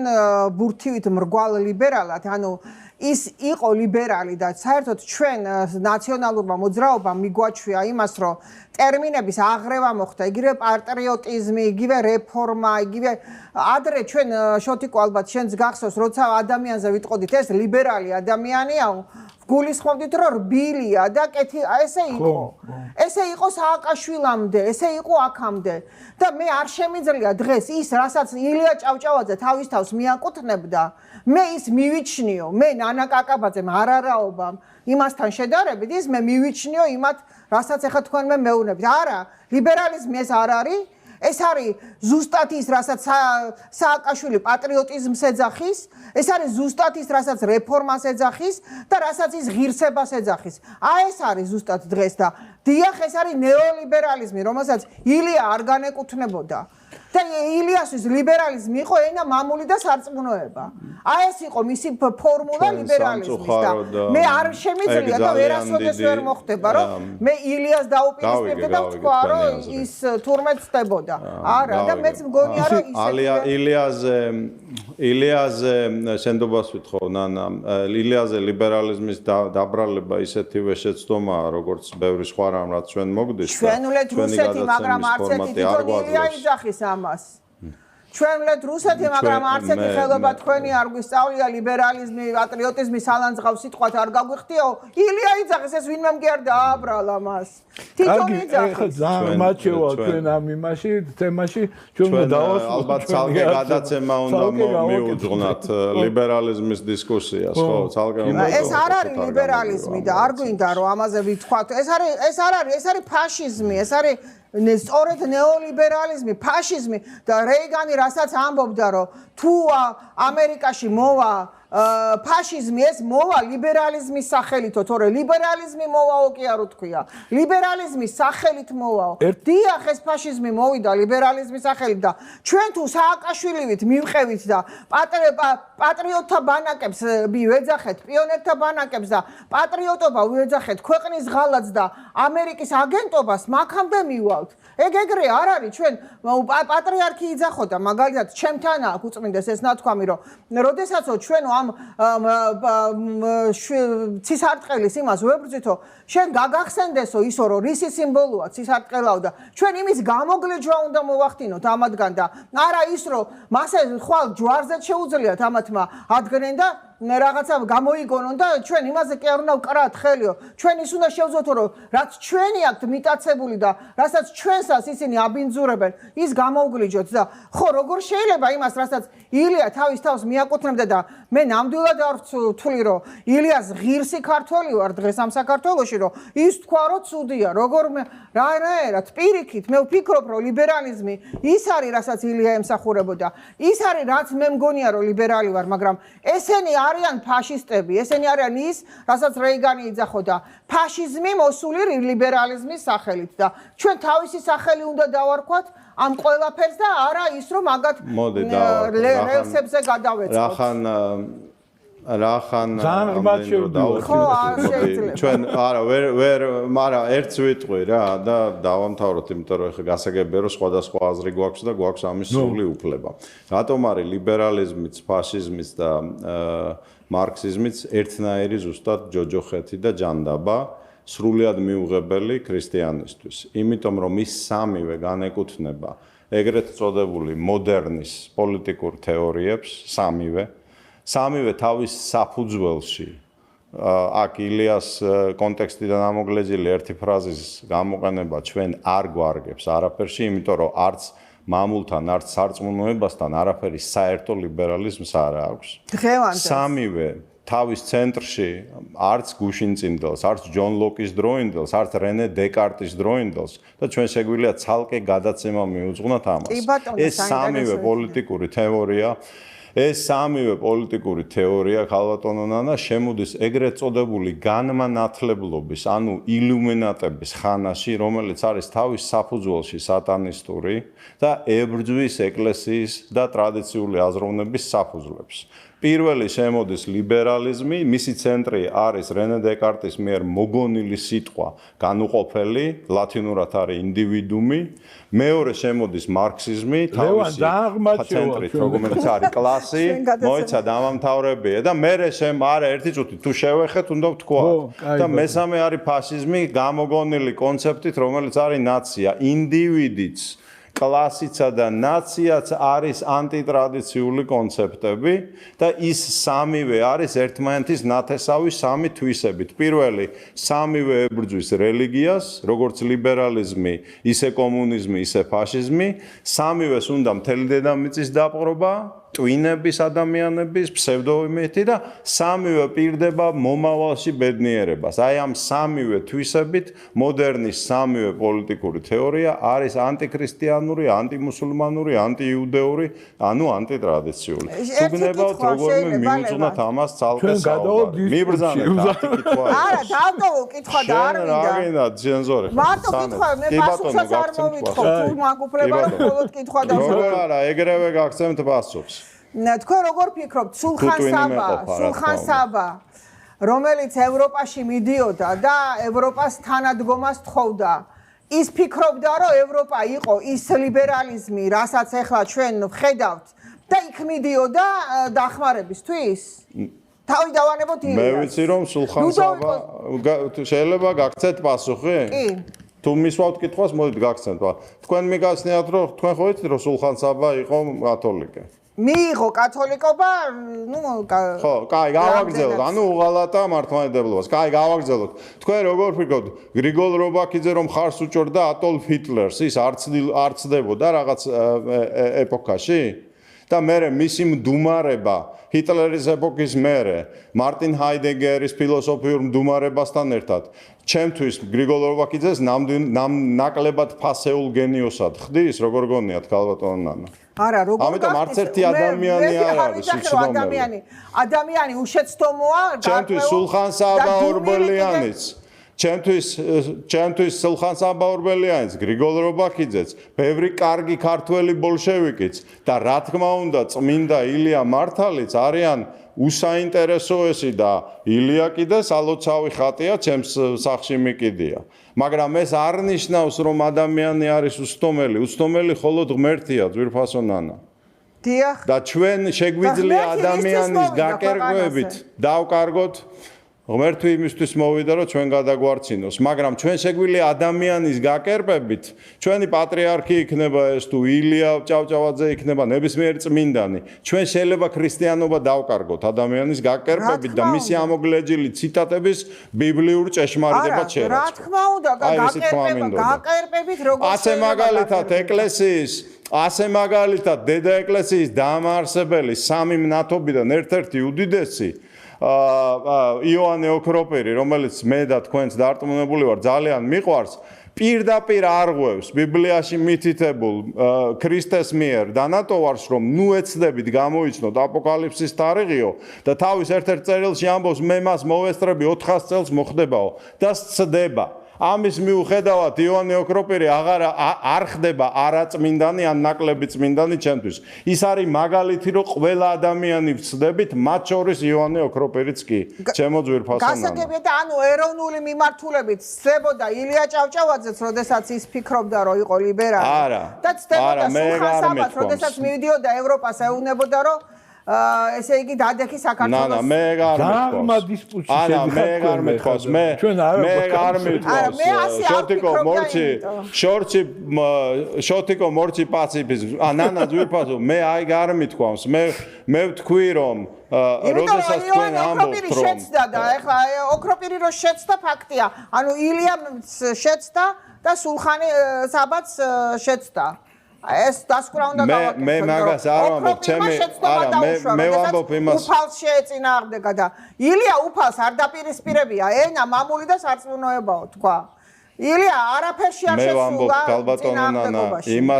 მე ვამბობ ქალბატონო ნანა იმას, რასაც მე ვამბობ. მე არ მithქვამს რომ ილია შეცდა. მე ვამბობ რომ ლიბერალიზმი ისეთივე ბოროტება, როგორც კომუნიზმი და ფაშიზმი. კი ბატონო, ჩვენ სახელდებების პრობლემები არის ხოლმე მთავარი. ტერმინები და სახელწოდებები უნდა გაირკვეს, მაგრამ კი, რა თქმა უნდა, მე არ გავიკერპებ, მაგრამ მართლაც მიმაჩნია, რომ პატრიარქი ამ პოზიციაშიც მართალია, როდესაც იძახის რომ ის რაც ჩვენგან მიტაცებული აქვს ამათ იმიტომ რომ ლაფში ამოსვარონ და შეგაძულონ ის რაც სიმბოლოა ჰარმონიის უფლისა და კაცთა მოდგმის ჰარმონიის სიმბოლო რომ გიქციეს ამათ შენ ამ თამაში არ უნდა შეყვე თორე როგორც კი შეყვები ჯვრამდე მიხვალ და ჯვართანაც მიგიყვანენ. თქვენ შეგიძლიათ მონახოთ, მოგვინახავთ ერთ-ერთ ამ გადაცემაში, მე ვყვებოდი, როდესაც ძველი აღთქმა საერთოდ არის ცისარტყელით. ანუ აღთქმა არის დაპირება ქართულად, თანამედროვე ქართულად და როდესაც ნოეს დაპირდა ღმერთი რომ აღარასოდეს აღარ დაღუპავდა კაცობრიობას წყალდიდობით. ამას ქვია ძველი აღთქმა და ამის ბეჭდად, ამის ნიშნად მან მოუვლინა მას ცისარტყელა და დაღუპვა კაცობრიობისა და დაღუპვა კაცობრიობისა წარღვნით მოხდა გარყვნილების გამო. და ამიტომ სოდომიტების და მამათმავლების მიერ ცისარტყელის დროშის აფრიალება არის შეგნებული აქტი, ეხლა მაგის შესახებ ბევრმა ლიბერალმა არ იცის, შეგნებული აქტი, რომ შენ ხო დაგვფირდი, რომ აღარ დაგუპავ ამისთვის. და ამ სიღრმეებში ყოფნას ხო სჭირდება ჩვენი მხრიდან გამუდმებული ლოცვა და მცდელობა რომ ჩვენ არ გადავაყოლოთ ციტატებს და ადამიანების გაკერპებას ის რაც ღმერთისგან მოდის და მე ზუსტად მაგაზე ვსაუბრობ ძვირფასონანა აქ რომ ლიბერალიზმი არის ისეთივე ჯანდაბა და ჩვენ შეგვიძლია ამას მიუძღვნათ ცალკე გადაცემა როგორც კომუნიზმი და როგორც ფაშიზმი. კარგი, მიუძღვნათ ცალკე გადაცემა, ჩვენი გადაცემა უნდა დავასრულოთ, იმიტომ დაუსრულებელი არაფერი არ არსებობს. ლევან, დიდი მადლობა მოწვევისთვის, დიდი მადლობა შოთი. დიდი მადლობა ნანა მომბრძანებისთვის. მიხარია რომ ხართ არსებობს. ესეთი მწვავე კამათით დავასრულოთ ჩვენი გადაცემა, ძალიან სასიამოვნოა. რომ ესეთი არაჩვეულებრივი სტუმარი ყავს და გავაგზავნოთ და დაპირებული ის ესე იგი განმარტებითი დიდი გადაცემას ჩავწეროთ. ეს იქნება ძალიან საინტერესო. როგორც გვიბრძანებთ, ყოველთვის მოხარული ვიქნებით.